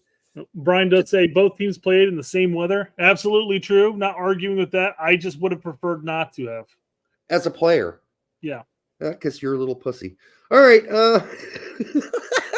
Doesn't like the snow. Can't handle a little cold weather. No, All the right. cold doesn't bother me. It's how it affects the ball. Okay. Well, I'd say tough it out. Tough it out there, tough boy. That's what I'd say. We have choices in life, and we can say no to it. Okay, you and Dolo sitting in a tree. KISS. I'm not bitching. I literally just agree with Brian there. Both teams play in the same weather. I'm not bitching about that. Okay. Not saying, Good Oh, such an unfair advantage. Real Salt Lake's used to playing in the snow because they're playing in the snow. They're not used to playing in the snow either. That's why you just tough it out if you're Dolo and you suck it up and you go you tough it out regardless because the game continued. It was being played regardless. You suck it up and you play through it, of course. Exactly. Yeah. That's not what I'm arguing. And it's only one game. It's not like you're not going to make the playoffs this season because of one game in the snow. I think Chicago missed out on the playoffs by one game last season. Actually, last 2 seasons. Yeah, but this isn't Chicago. This is LAFC. They're making the playoffs. I'm just saying, if that would have happened in Chicago, we've been screwed. I said screwed. Yeah, don't ding us on that. Your team sucks, dude. They lost again this weekend. Against the former league champ or league champs, we'll call them. Yeah, it's the way they lose, though, Brett. It is. It's Chicago's way, Derek. Yeah, I know. Spencer Doherty for $199. Thank you, Spencer. When will Luna go to Europe? He needs a move. IMO. Kind of sounded a little like Scotty on Star Trek there. A little bit. Luna isn't going to go to Europe anytime soon. And this season has been started off. There's not much to go on, but I've watched 2 games so far. And Luna has been inconsistent. He was great in one game and then a passenger in the other one. So because he was playing in the snow, Derek. No, didn't see the snow game all the way through. And I wouldn't have counted that. No. Sorry, I'm thinking of only Chicago, where Chicago's only played 2 games. So I forgot there are some teams that have actually played 3 games. Yeah. Well, one of them a cup game? No, not a cup game, but a CONCACAF. Anyhow, he looked great in one, not in the other. So he would need to be one of the best players in MLS to lock in a trip abroad. Could he go over and play in Belgium right now? Absolutely could. He could. I don't know if that's the move you want to make, because that doesn't guarantee you shit going forward. Just ask Mark McKenzie. It's one of those things where if he has a good season, regardless of being one of the top MLS players, given his age and his the prospect of him, I can see a number of teams vying for him. Mind you, will he break the bank for a transfer? Not, he'd have to have a killer season to do. They didn't come for him last window. But he barely played last season. He had a great end of the year. Yes, he was a star in the playoffs. Yes, he had a great end of the year. So if we're just going on potential, then that should have excited somebody. I would imagine most teams are probably looking at more than just a handful of games at the end of the season. Their most meaningful games. I mean, you look at the number of guys that play in a World Cup. I'm not comparing a World Cup to the MLS playoffs. I think you just did. But because they are different things. But when you play in the most important tournament at the end of the season, that's, to me, is a better reflection of who steps up, right? Who steps up. Like a guy like Ferreira, he's great during the regular season. Then he gets to the playoffs and he falls apart a lot of the times. So that shows you that's a guy who gets to the big moment and he disappears. Although I guess if you're talking about a European league, you're probably more compelled to, want a guy who's going to be consistent all season long rather than just shows up on a Champions League or a Europa or an FA Cup. So if Ferreira scores 20 goals during the season but then flakes it in the playoffs for the 1 or 2 games, compared to not barely playing all season and then showing up at the end of the season, not taking anything away from Luda's performances by any means, but he barely played last year. So I don't see anybody really let's break the bank and bring him over. Yeah. Luna's got time. Yeah. He's got time, folks. I know we'd like to see him get over there. And I know he's publicly come out and said That's what he wants to do eventually. It's gonna happen. But he's a smart, well-balanced kid. He's not going to rush it. Others have rushed it, and it didn't work out for him. Yeah. A lot of them. I think I once had a list that I published. Was it for Soccer 365? And I don't know if it's still out there even, but it was a list of, and this would have been in 2012. I had a list of 200 Americans who went overseas and came home, tail between legs. And so that's going back. Now, it was over a decade-long period, those 200 players. And on top of that, that's a time period where you're talking about a kid coming out of high school or maybe Or a little college. earlier because of it, or college. College. That's very infrequent nowadays, especially going to college and going straight to Europe from college. A lot of them tried that. But your options were either to stick it out in college and then go through the draft, or try your luck in Europe. And then worst comes to worst, you come back to MLS or come to MLS. A lot of them went out of college. Then they went and tried out for a 2 Bundesliga team or a 3 Bundesliga team. Some of them made the team, but they were gone in a year. They never played, right? So there are plenty of those. You can look them up. Kevin Paulette compares MLS playoffs to World Cup, compares member sizes to U.S. men's national team players. Great streak tonight. I said I'm not going to compare MLS playoffs in the World Cup. So trust me, I get it. I'm just was trying to make a point about the bigger the moment. And for Ferreira and Luna, the playoffs are a bigger moment than the regular season, which is but typically absolutely fucking meaningless in MLS because almost everybody makes the playoffs, number one, almost everybody. And number two, there's no relegation to worry about. So it's not like you're trembling in your timbers, right? In your trousers. You're not worried about that. So, oh my God, my team's going to be relegated. No, nobody worries about that. You might lose your job because your team was so bad. But look at Colorado and how bad they were and how many of those guys kept their job to this season. Yeah. So sticking it out in MLS here. Sticking it out, eh? Yeah. Right. DeAndre Yedlin's on the move. He's on the move. I guess they had to sell him because of the cap. Where's he going? He's off to FC Cincinnati. And Inter Milan got a very specific allotment of GAM. Do you want to take Inter Miami? You said Inter Milan. Oh, fair enough. Yeah, I was thinking for a while. I'm like, what does this have to do with Inter Milan? Yeah, if you had to take a stab in the dark before I pull it up, how much GAM do you think they got for Yedlin? For Yedlin, $100,000. Going with around even $100,000, huh? Yeah. How much was it? Derek, you'd be wrong. They got $172,799. Oddly specific. Oh, because that's what was left. They gave him what they had. That's left. very possible. It could just be like, here, just take the rest of our GAM for this year. Or maybe that was the exact amount they needed in order to hit that threshold. Yeah. To make under the mark. Yeah, something like that. What do you need for Yedlin? We need exactly $172,799. Here you go. We'll take him. Yeah, that was the number they absolutely needed in order to stay underneath the cap rules. They're like, so we need $172,799 and 82 cents. 82 cents, exactly 82 on the cents, dot. please. Well, we only have 81 cents. What the hell? I'll throw in the extra penny. Okay, yeah. He's looking at you, kid. It's almost suspiciously specific, says this person. Yes, it is not. It's not only. It's beyond suspicious. It is what it is for any reason, indeed. Yeah. And Cincinnati are going to be a pretty good defense. They're going to have a solid defense, yeah.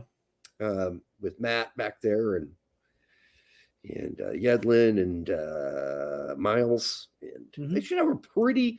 I mean, for this year, because who knows what's happening to Miles and how much longer does Yedlin really have in his legs? Right. As far as MLS defenses go, they're spending a lot more money than a lot of other teams are on their defense. Sure. So, their defense won this week against Chicago. So, yeah, they yeah, most teams don't spend their money there. So there you go. No. All right. Well, this takes us to the main topic of tonight. Okay. The main topic we've already talked about Tillman over Reyna. So the last topic of the night is U.S. soccer grabbing their ankles for Don Garber. Oh, by the way, before you get there, did you listen to South Central Rain, the song? I sent it to you on You sent it X. to me, but I have not listened to it yet. No. Oh God, that ruined the show, Derek. I understand. Such a great song, South Central Rain by REM. Go look it up if you haven't listened to it. It's their best song. Okay. Now, it was one of their early albums. One of their early albums was actually parts of it were recorded in Bloomington, Indiana. I don't know if people know that. And in fact, I had quite a few music friends in Bloomington who are around for that era. They're a little older than me. And they got to hang out with Michael Stipe when he had hair. Lots of hair. And he was very shy. Extremely shy person. Is there some kind of a meme we can do with this? South Central Raina, did you ever know? I waited for. I don't know the lyrics. God damn. All right. I wish I could. Name it. The only part I can sing that I know the lyrics is "I'm sorry." Boo doo boo doo boo. That's the only part I know, and that's the chorus. Like where I know the lyrics for sure. Right. If I thought about it, I could figure it out. But I don't know. Well, the obviously the main topic with the U.S. soccer grabbing their ankles is that we found out in the news, and we'll get into this in here a second, that U.S. soccer has reached a level of negotiating with MLS where they're going to allow eight senior squads in MLS to play in the U.S. Open Cup. Allow 11 next pro players. That's the part I hate, by the way. So just allow the 8. The other guys can go fuck themselves. I know obviously the talk, and again, we're going to get into this, but the talking points they want to make, which is not necessarily the talking points that they're really doing this for, is that MLS lose money in this tournament. They go out to these podunk places. They have travel expenses. They stay overnight. They travel back. I don't know if they stay overnight. Actually, they may just travel back that night. But they claim that they lose money and everything like that. It ain't much. It's not much as a whole. The amount of money they spend on everything else, and the fact that they're willing to waste it, they're willing to burn that cash still by sending the next pro teams, is definitely the indication that it's not about the money. Yeah, because it's just travel costs. Yeah. And stay costs and whatever. It's the same for the MLS next pro teams. That's a nice way to put it. What city over here puppeting and Cindy following up? Oh, okay, she's the cat. Okay. Yeah. It's a good friend of the show, Grant. That's accurate. That's actually nice. Nice. You're being very nice. Very nice. Although I understand that the one I did could get people in trouble, I guess. I don't know. Because the implication is that No. What's gonna get people in trouble is this. What the hell is that? What is U.S. soccer? Is that a snail? Is that a penis? They're Rick and Morty. Or you may not know. You may know of it. No, there's there's a scene where Jerry's I'm spacing Jerry's wife's name. But they have a thing where they put this cap on. They're doing like couples therapy, and they construct what they consider their significant other is, like the type of mentality and stuff like that. And his wife thinks of Jerry as this slug type of submissive type of person. Yeah. And then above the guy MLS is actually buffed Jerry after Jerry does something heroic during the episode. Okay. Mentality changes. Yeah, I haven't watched enough of that show to get this. But thank you, David. D. Appreciate that. Thank you for explaining it though. Yeah, if you have to explain it though, I mean, it doesn't matter. It doesn't have to be explained, Derek. It's it's MLS writing a very submissive something. How big is? I know my son watches it. My youngest watches that show. He loves it, and I have watched it with him. But that's the only. But when he was still living with me, that was years ago. Obviously, at this point, 3 years ago. So yeah, I've watched some of it, but I haven't watched it for 3 years. So Don Garber's getting high. It looks like there. Yeah. little Jenny Cush. And I just don't understand how this would get anybody in trouble. I mean, it's still a very good meme. Don't get me wrong. Right. I like it. Great. Yes. How far do you want me to bend over? Can you reach your ankles? There you go. I was wondering if you're going to chime in there. I just imagine the guy on the left being Batson and Garber being on the right. And, the telltale sign here is nobody, U.S. Soccer, has come out and actually made a public statement, taken any questions. What a bunch of cowards. What a bunch of cowards. Yeah. Listen, if you're going to bend over and take it up the butt, which there's nothing wrong with in a sexual context between two consulting adults, but if you're doing it because you're being dominated, right? Which is what Garber's doing. He's saying, I have the power here. You're taking this dick in the ass, whether you like it or not. That's called rape in most places, actually. Yeah. Shouldn't you at least come out and say, yeah, we allowed Garber to bend us over and ram his big hard rod up our assholes because of A, B, and C. Well, I feel like we're going to be duplicating talking points here as we go through the article. So let's hold off on that for a second. All right. Because U.S. Soccer Reform here says any MLS team that dropped out of the U.S. Open Cup because of the fixture congestion shouldn't be allowed by U.S. Soccer to schedule any friendlies open to the public this year. They have the power to not sanction these matches. Isn't this Westy? It's one. Yeah, it's his alt. Similar to how, like, you have your account and I've got the straight red card account. Ted Westerfeld. That's who this is. Yeah. So, yeah, they could have done something. And here's a former guest on the show, Stephen Goff, says DC United has struck a multi-year deal with the Ethiopian Federation and League for matches at Audi Field starting this summer. 2 top clubs to clash in a friendly in DCU to play the national team on separate dates and details to be announced. So they are to go out and do deals with other countries, but they can't play in the cup.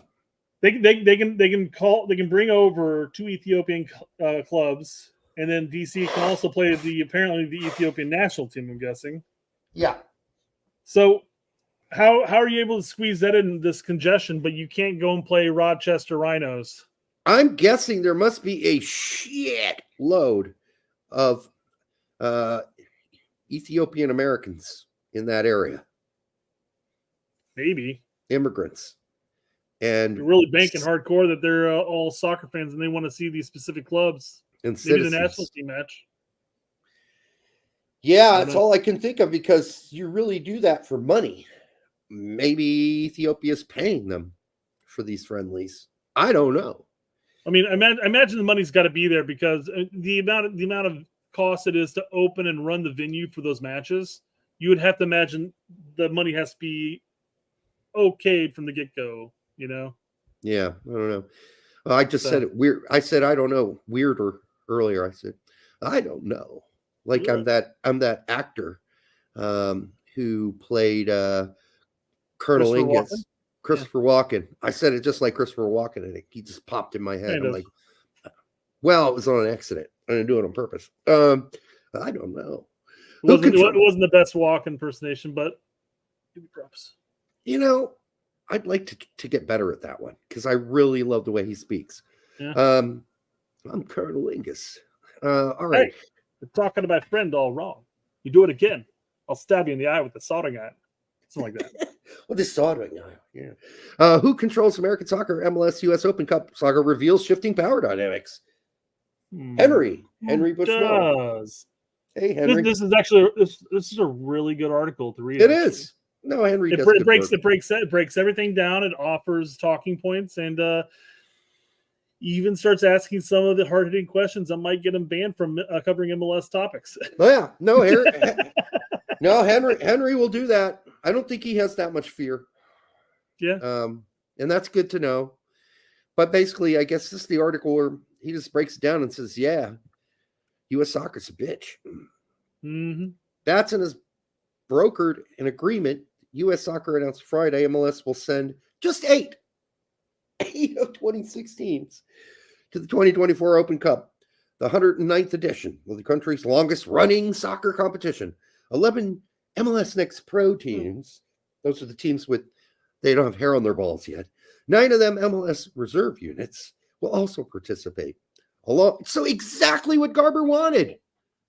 So yeah, I will say I did include that first paragraph because it's a telling topic because Mattson left the board, and he says I would never allow MLS to pick and choose the rules and policies that they follow, while expecting other leagues to abide by the rules. Except for in this, he's no longer there anymore. Remember, he got let go. Oh yeah, Mattson's the guy who said screw that. He had asked to leave. Yep, he told to stand down. That was it. Yeah. Because he was basically telling the others who were trying to get this deal done, there ain't no deal. You're playing by the same rules that everybody else is playing by. Now go suck a cock somewhere. And basically, JT Batson said, hey, Mattson, I'm Batson. I'm taking over here. So hand me the lube and get out of the room so I can bend over. The BMR just said, he goes, Mattson and Batson is way too close. It is. It's a little confusing. Probably messed up a lot of inter-office emails. And I'm like, dude, one of you guys got to go. So the difference is Mattson's a man and Batson's a bitch. So there you go. Because he gave in absolutely and completely. Yep. 8 of its 26 teams, fuck that, removed their D1 sanction. Not even 8. Wasn't even on the board to talk about the removing of sanctions. They didn't even talk about that. Nope. It was mentioned. I don't know if I've got the quote on here, if it's on the article. We covered it last week, but they mentioned it's like that was never even on. Nelson Rodriguez mentioned, goes, yeah, the removal of sanctions wasn't even on the talking. Wasn't even a talking point. Yeah, there's a piece of a human, living, breathing piece of shit. Like a piece of shit with legs and a mouth. Yeah. So I mean, he says this. And all I can imagine then at that point was USSF sniveling, going, "Come on, please play in our cup, please." Yep. No. Yep. We won't play in your cup. Stop asking us. Man, I mean, Garber's got something to hold over their head, and I've read a lot of posts that say, "Oh well, the power dynamic shifted." How did it shift? Who let it shift? Because I get to tell you one thing. Sunil Gulati he's not grabbing his ankles. You say what you want about Sunil Gulati, but he ain't letting this happen. Because he considered himself the boss of this shit. Oh. So, I mean, Cone, former MLS employee in many ways, right? Well, she ran some. She ran some, the marketing arm of MLS. So she's in bed with Garber.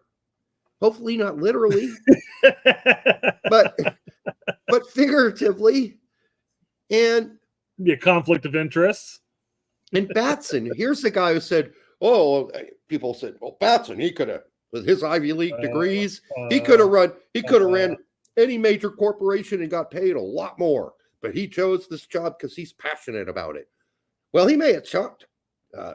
It didn't require public speaking. But holy shit, what a wuss bag. I get it from Cone. She's born and bred MLS. She is MLS, right? Mm-hmm. So, yeah, we would have been better off sticking with that other guy before Cindy Parlow Cone. Can't remember his name. It just slipped. The guy who made the sexist comment about the women's national team shorts not being short enough or something like that. Is that what he said? It was something along those lines, yeah. What a horny bastard. Jesus. I thought it was something else. Football's got those girls playing in lingerie. Why not the women's national team too? Well, then maybe not him then, because he sounds like a real idiot. I can't remember. There it goes. He's right here. That's who it was. Carlos Cordero. I thought it was more his fight against the women for equal pay that got him chopped. But doing so it says here, will likely incite a legal battle with MLS. U.S. Soccer's lawyers were unsure they could win it. One source familiar with the Federation's thinking removing their said, D1 sanction, by the way. yeah, the European Court of Justice ruling in the Super League case, which weakened the power of governing bodies to regulate players and clubs in their orbit, was also raised in discussion as an ominous precedent. I get that, but this isn't that. This isn't that. It's not. We're comparing pears and apples here. They surely also considered that the selective enforcement of the PLS might undercut the defense in a separate antitrust case against the NASL, which is finally set for trial later this year. Doesn't this prove NASL's point? I mean, that's what I thought originally. That's why I thought they're being hard back against MLS by saying, hey, no, you can't play your next pro teams here. Yeah. It's got to be a team squad. So this proves NASL's point that MLS and U.S. Soccer are essentially in bed with one another, except the person wearing the leather with the whips is Don Garber, and J.C. Batson's the one tied down, bent over, butt naked, taking it up the rooster. All right? So this proves NASL's point that U.S. Soccer has favoritism to MLS and will do whatever MLS tells them to do. Because that's what NASL was claiming in their suit, that they got priority. They got special treatment, MLS, for the Division I status. And we didn't. And that's why they sued. Mm-hmm. So this proves their point. This is actually more proof that U.S. Soccer's a bitch to MLS. Yeah. All right. Where was I? A soccer war, too, would be explosive and harmful to all involved. Starting one by desanctioning MLS was never seriously considered. Two sources familiar with the talk said MLS executive Nelson fucking piece of shit Rodriguez said Friday that the possibility never came up. Well, guess what? I mean, you can run a league, a very successful league, at least for a short amount of time, as the original North American Soccer League did with the Cosmos and all the others, the Sting, blah, blah, blah. They were never sanctioned. They were never D1 sanctioned, which is why they did all that funky stuff with the rules, right? Yeah. Back then, and why they never played an Open Cup. NASL, a lot of people don't know this. Cosmos never played in the Open Cup. So I wonder almost if this is USSF looking that they're kind of stuck between a rock and a hard place. Well, no, because if they would have desanctioned MLS, let's say MLS says, no, we're not going to participate because whatever, and they get desanctioned, then MLS files a lawsuit. Which lawsuit's going to cost them more money in the end? Man, the fact that you can't hold standards and live up to your moral code because you're worried of losing money in a lawsuit case because it's going to cost you money to fight, that doesn't bode well. And that's the saddest part that I hope all people know now about this country, and especially when it comes to legal matters and the litigious nature of this country. You literally go broke defending yourself against false accusations, or in this case, enforcing the rules that everyone had to sign on to and sign on paper to agree to. And you can't even fight for your own standards and rules because it's going to cost you too much. That's the sad part about this. And that's why, when you live in a litigious society like this, the good guys don't win, and they rarely win in court because it just costs too much to fight. Yep. Whoever has the most money wins. What's funny about all this is that the U.S. Open Cup still holds a CONCACAF Champions League spot for the time being. Who does? So, I mean, the U.S. Open Cup. The winner of U.S. Open Cup is granted one spot into the Champions League. So, I mean, you still have that to hold over and say, you can say, hey, here's what I mean. Outside of just saying, hey, you guys are going to get desanctioned, and then they have to deal with the whole lawsuit. If you wanted to knuckle under and say, okay, fine, you guys don't have to participate in the U.S. Open Cup, but then obviously that means if somebody from USL or less is going to get the Champions League spot, we're going to bump up the pay, how much we're paying out for this, and just try to stick it to them some other way in the end. But Yeah. or maybe there could be the situation where if you can get enough USL teams to meet the D1 sanctioned regulations that USSF has put forth, as far as how many, a stadium, how many people in the, how big of a stadium, the value of the owner and stuff like that. Maybe you grant 2 Division 1 statuses at that point. Value owner is more of an MLS thing. Is that MLS thing? I thought there was a rule with USSF on that. I mean, there are basic standards, but it doesn't have to be a billionaire like it has to be an MLS. That's an MLS thing. That's because it costs $600 million plus another $100 million to build the stadium. So basically, $1 billion to start an MLS team right now. So yeah, so bankrupt a billionaire just to get a team. Right. Exactly. U.S. But to that point, though, like I was saying, though, why not at that point just offer USL a Division 1 status, and then they can do their promotion relegation that they're planning on doing prior to that, and then just see who comes out ahead in the end. I'm sure money has something to do with it, my friend. And we're at a point where MLS has got all the strings. MLS team just bought U.S. Soccer, its whole new facilities in Atlanta, Georgia. And if MLS or U.S. Soccer wants more money from MLS owners going forward, and I'm sure they do, to continue to finance, the hiring of coaches they need, etc. I guess they have to kind of, they have to suck it up, right? Or as we say here, grab their ankles, which is what they're doing. Well, I mean, the whole group, I guess that aspect of it, though, because obviously they're paying the money so that they get the benefits and stuff like that. And some of that's going to come with national team games. Why are we playing in new stadiums and the MLS stadiums all the time instead of playing, the Mexico games and the bigger stadiums, like football stadiums, even at that point? It's because I'm sure there's some kind of a contract that, you say, hey, we're giving you this much money for this. Some of it's going to include national team performances. So, yeah, I know that USSF is going to shoot themselves in the feet there because they have less tickets to sell for some of these matches, and then we're seeing some of the tickets at ridiculous sums, $1,000, stupid amounts. Yeah. Well, and even the upcoming Copa America, $1,000 bottom line for a ticket. Mm-hmm. It's all about the money. Yeah. I got the end of the Hoffenheim game on, and they won, of course, this weekend. John Brooks has 2 of the cutest little kids. Oh my God. They're sitting down with him as they're clapping the crowd at the end of the game. Yeah. Another win for Hoffenheim, by the way. We'll get to that later. U.S. Soccer spokesman declined to say who was on the task force. Of course they did. Neither Batson nor USS President Cindy Carparlo-Cohn has been available for an interview.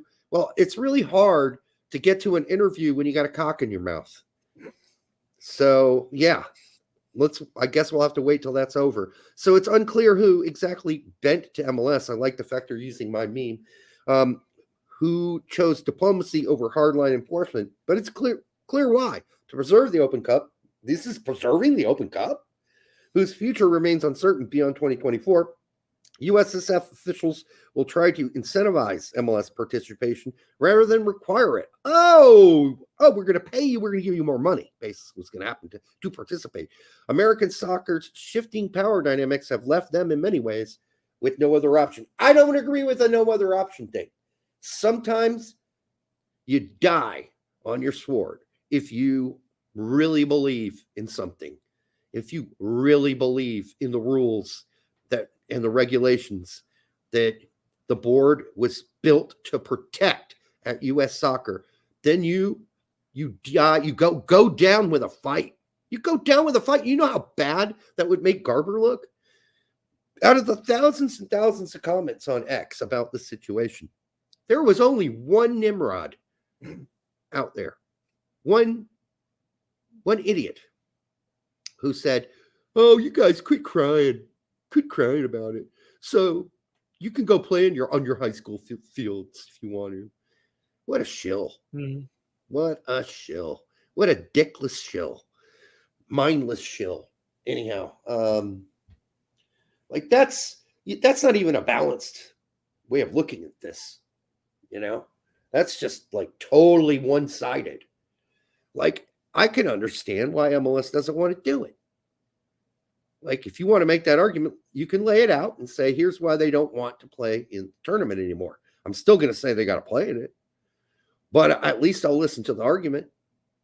But I mean, to just call it a useless tournament, that's just to totally, disavow or ignore the history of the U.S. Open Cup and how long it's been around. And yeah. It's ignoring the fact, again, we've talked about this a number of shows, but it's ignoring the fact that MLS was in control of it for the last 18 years. They wrecked it. They had all the ample opportunities to make it as all the incentives towards them. Some how to benefit under it. some, yeah. And then how to benefit, how to to get more views, how to increase the advertisement revenue and stuff like that. They had all the opportunities to do that. Did they do it? No. Yeah. So just to be clear, what Brett's saying, the marketing arm of MLS ran the U.S. Open Cup for almost 20 years. They ran it into the ground, and now that some has split from U.S. Soccer, now they're saying, well, you guys, you run a crappy tournament. Yeah. Well, wait a minute.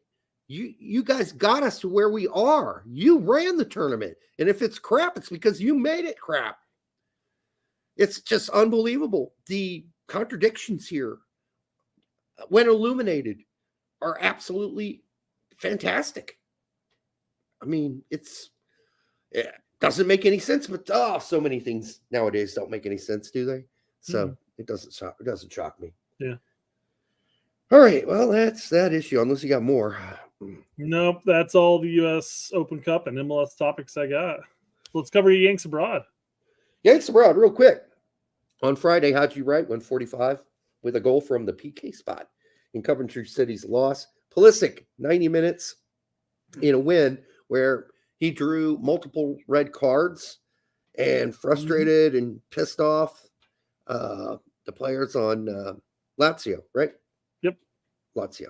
I always get Lazio and Napoli mixed up because of the colors. No, Napoli beat Juventus. I know the Lazio is the supposedly the fascist team. That was the lightest air quotes I've ever seen, Derek. Well, that's what people call them. And they do have a history. Yeah. They got a history. Let's just be honest here. They got problems. And I know a lot of people think in Europe that here in the USA, we are just a bunch of bigots. Just go visit Italy. All right. And get back to me. All right. By the way, I did want to mention, if one guy could have a worse game than Benasour for Milan, I haven't seen it recently. That was one of the most atrociously played games I have ever seen. And if that guy holds on to his starting spot and Musa doesn't get to play in the next game, I'll be shocked because he was atrocious. Balogun, 90 minutes in a tie. Played better. Luca De La Torre, 89 in a win. Played great. Reynolds, Yao for Westerlo, 90 minutes in a loss. Both. Zach Booth, another goal, 90 minutes, but they lost again. They don't call them. Yeah, I can't say that on YouTube. That word. And put an emphasis on the EO. It's I don't even know. You probably could get away with it. You can't even. You guys could read it. That's enough. It's really weird. You can say Joseph Stalin on YouTube and it's fine, but you can't say who else's name, right? That's a hit against you. It's crazy. It's absolutely crazy. It's a historic figure. If you want to talk about the person in history, you have to use the guy's name. You can't just ignore that. I'm certain if you put it as an educational video, you probably can get away with it. Yeah, but on this, we can't. Nothing educational about this. So sad. Yeah, sometimes. Well, we do some education here. Not that anybody learns anything. So, by the way, Fabian Hertzler, they lost. St. Pauli lost this weekend or on Friday. On Friday, I also have to bring up that Esmir Barktarovic got an assist in the CONCACAF Cup game and a win. It's just a kid I like to keep my eye out on, like Luna. These are promising kids. Justin Che, another 90 for Adeo in the second division in a win. Rick Van Hees, 83 minutes for Utrecht 2 in a loss, playing right back. Jedi, 90, win. Ream didn't play. Reyna did not dress, talked about it, nor that Turner was in the 18. Richards, 90 minutes in a loss. Last goal was his fault. Gressel, 2 assists in a win for Miami. Had to bring that up since he just played for us not too long ago. Horvath, 90 in a win. Didn't have much work to do. It's like he going back to the his other loan in championship where there weren't many shots, right? You know, that he had to save. You can only play with what's in front of you. You can only save what comes at you. Yeah. Reggie Cannon in the 18. He's lost his starting spot. Sargent, 89 in a goal and a win. Hey, man, if David Wagner doesn't want us to believe that Josh Sargent can play 90 minutes, then I wouldn't play him for 89 minutes 2 games in a row, because then it starts to look like Josh Sargent's fit. He can play a whole game. Maybe Greg has come out and said, "Hey, I'm sorry, Dave, we're going to bring him in." Yeah, like, so shit, I might as well start playing for 90 minutes now. Exactly. This isn't working. This ruse is not working. Oh, I almost had him. Yeah. Dwayne Holmes is back from injury, went 22 in a tie, which Preston North End must be like, man, just stay injured. We were doing a lot better without you. Gooch, 90 minutes in a win versus Middlesbrough's Hoppy's Middlesbrough. Hoppy did not dress. He's back to not dressing. One guy came back from injury, and he went from being on the bench for a couple games to back off the roster altogether. He's very much hitting Soto realms at this point. Oh, it's not good. Well, hitting Soto realms. Soto's out again with another injury. Brendan Aronson, 21 in a loss. What a drop off for Union Berlin after really looking like they have their shit together. They didn't have a bad game, but it was not exactly what they've been producing lately. And then PFOC, 90 minutes. Scally, by the way, was in the 18. Again, they're trying to mess around at Gladbach to find some goals, because they're scoring like a goal a game if they're lucky. PFOC did not score. Maloney is injured, and boy, it looked like it. Without him, Heidenheim are not the same team. And where the hell was I? There we are. Chandler, though, was in the 18 again. Didn't play for Frankfurt. Paredes, 81 in a loss. Mostly passenger minutes. He had some really good games a couple weeks ago. And then he's had some passenger games since. Paxton Aronson, 90 minutes, and lost to Twente. And they lost to Twente. And Robin Van Wolfswinkel. I love that name. Robin Van Wolfswinkel. I think it's Robert Van Wolfswinkel. Anyhow, his last name's Wolfswinkel. I love that name. Pukstas, 90 minutes for Haydock Split. AFC Wimbledon defeated MK Dons. And for those who know the history about Wimbledon becoming the MK Dons and then having to phoenix from the dust and become Wimbledon again, become AFC Wimbledon. Whenever AFC Wimbledon beats the MK Dons, there's much celebration in that part of the world. Saturday, Johan Gomez, 45 in a loss for Braunschweig. Braunschweig would be actual liverwurst. Max Diest went 90, along with Green, who is injured and out currently, and they got their asses handed to them by Karlsruhe 4-0, with one of those goals being Max's fault. Lund, 90 minutes in a loss. Novakovic, 30 minutes in a loss for Lecco. Ventura Alvarado, 90 minutes from Mazlatalan in a win over Fernando Arce's Necaxa, who also, he went 90, so 2 Americans in that game in Mexico. Polvara is in the 18, still not 100% back from the injury. Lucas Poss, 90 minutes for Lausanne Ushi, and they're just the worst team in Switzerland right now. Sunday, Miles Robinson got a goal and a win with Cincy. Kamunga, an assist for Dallas. Bedoya, an assist for Philly, even though there's no chance Bedoya is coming back to play for the national team. Shaq Moore got an own goal. It was a pretty nice goal. It was a pretty nice goal, though. It was a great header. Yeah. Right into his own goal. Christian Fletcher got a goal for DC United. another youngster in that tie. Sabi went 76 for Le Havre and another loss. Boy, they are on a downward turn. Brooks, 90 minutes in a win. Boy, are they on an upward turn. Toljan in the 18, so back from the injury. But since he's come back from the injury, he's just making the 18 and not really playing. Weah, 24 passenger minutes for Juve. McKennie obviously injured. Cardoso, 90 minutes and an assist in a loss versus Atletico Madrid. He played good, though. He played good. McKenzie, 90 minutes in a loss for Bruges. Zahir Leslam, 90 minutes in a loss for St. Truden. Slonina, 90 minutes in a loss. I got to watch Slonina play. They had an Eupen game No on kidding. ESPN. No shit. Go check it out. He made some great saves in that game, but they were just bound to lose. There's just no way around it. They're just a poor team. Dest, 90. Tillman, 90. But a goal. Amazing goal by Tillman as they tie Feyenoord. Anthony Fontana, 20 minutes. I think might be his first 20 minutes of the season for Zwolle. Also in Holland in a loss. It sounds like a broadcaster or an anchorman from like the 70s. Zwolle? No, the Fontana. Oh, in fact, I think that is the name of Paul Rudd's character in Anchorman. Is it? Something Anthony Fontana. Your homeboy, Alex Mendez, in the 18, did not play for Vizela. We warned you guys. Boy, has that been a shitty not playing it all season for Alex Mendez. Get the hell out of Vizela. Sebastian Soto still injured with his back. Bello went 45 in Austria. And then he was yanked after 45 for poor play for Lask. He was yanked right the fuck out at halftime. Jonathan Amon, 5 minutes for Lyngby. Caleb Stanko, 9 minutes in Greece for Lamia in a loss. Bucio, 76. Tessman, 90 in a loss to Como. That one hurt. That hurts. So that's one of the guys they're competing at the top of the table for. Promotion spot. This drops them out of the auto promotion spot.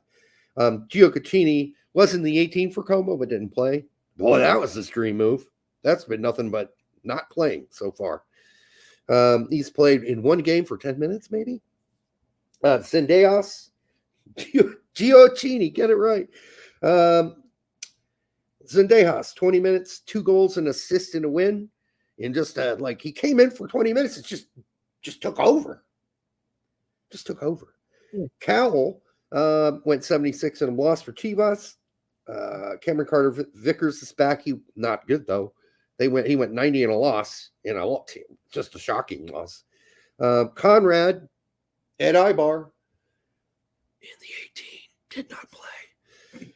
Not a surprise. Trusty went 90 today in a loss, a 0-6 loss for Sheffield United. Vasquez 81 on Sunday, 81 and a goal.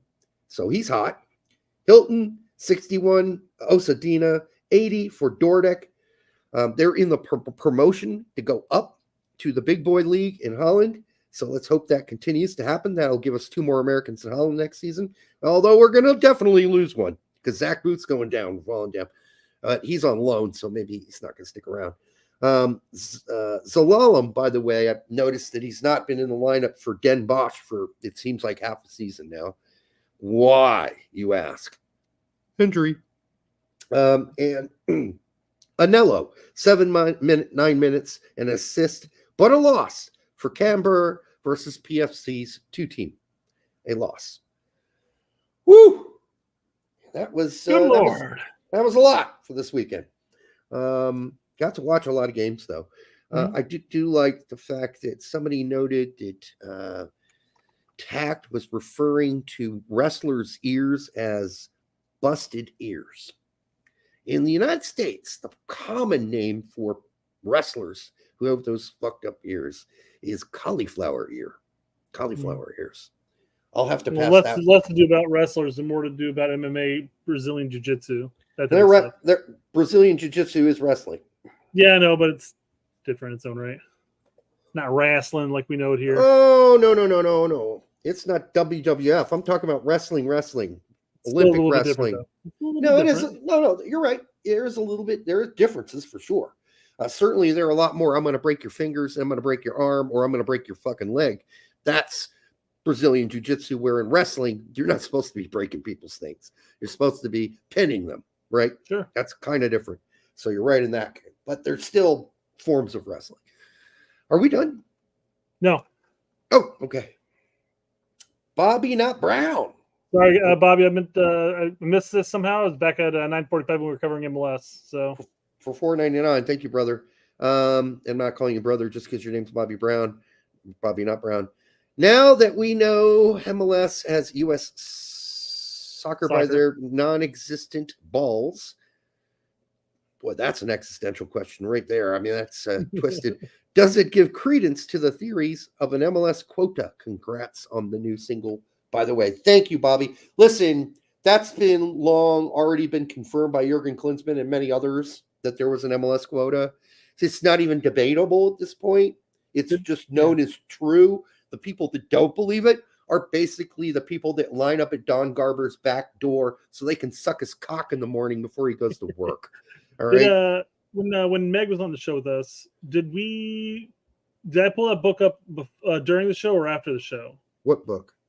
There's that book where Jurgen's talking about. During the show, you did. During the show, I thought, but yeah, I mean, we didn't have much time after the show because their internet connection crapped out.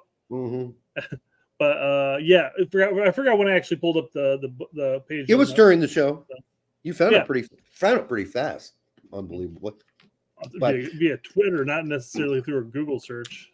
right, that quota did exist. It can't now, because it would just be too obvious. Although we're always going to see probably at least one, like Miles, or a goalkeeper. So that'd be 2 or 3, a goalkeeper or 2.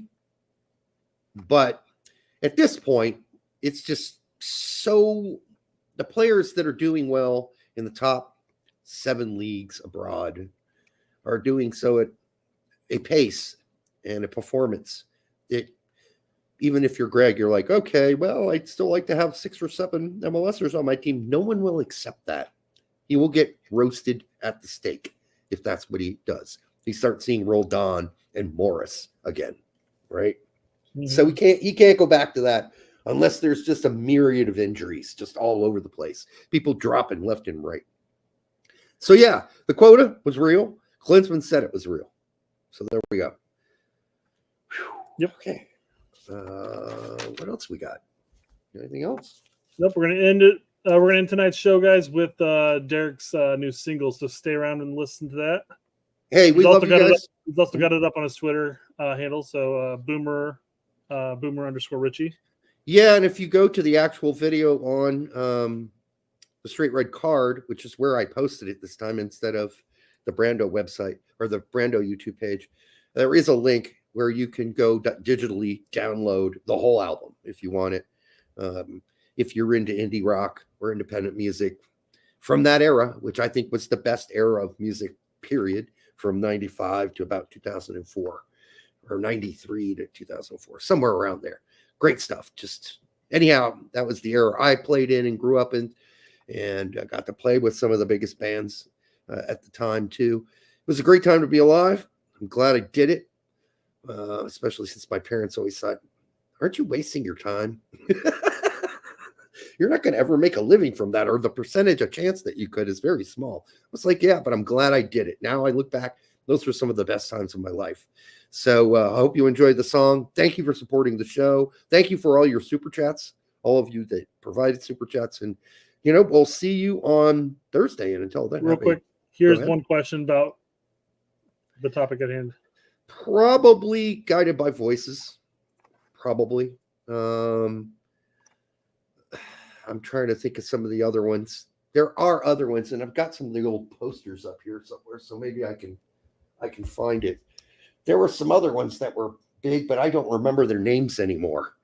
And so I'll think about that and get back to you on that. But certainly, Guided by Voices. We shared their we were on the same label as Bob Pollard as well for a while. So there was kind of a close connection between us and the band. And we did a number of shows with Bob, and we did them with other of their bandmates when they went on Guided by Voices. Look them up. See, they were huge back in the 80s and 90s. You opened for Bone Thugs? No shit. Badass, Fumar.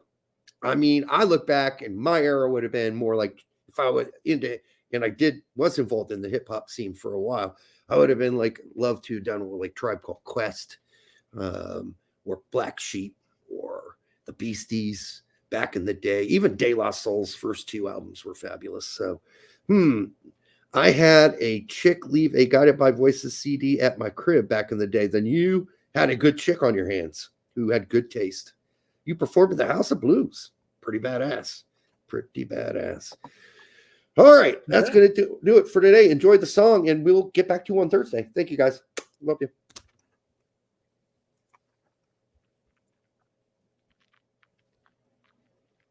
And there's oil and grease on the bar top, and you're sliding onto the floor.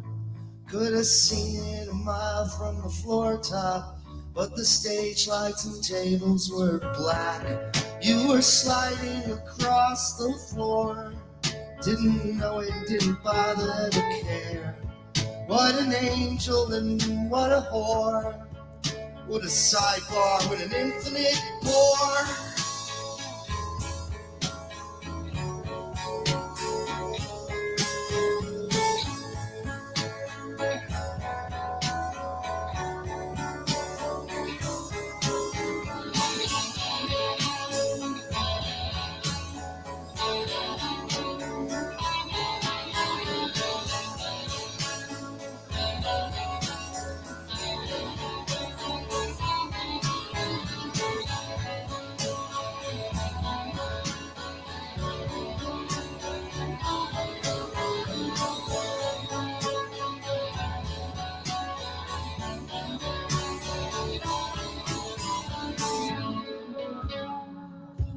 Just get away to someone else. It's hard to explain, it's hard to defend when a lone wolf is caught in a trap and loses the faith to fight back. It becomes what he loves, so everything isn't so wonderful. But even I know that that's okay. Hell, that's the way it goes.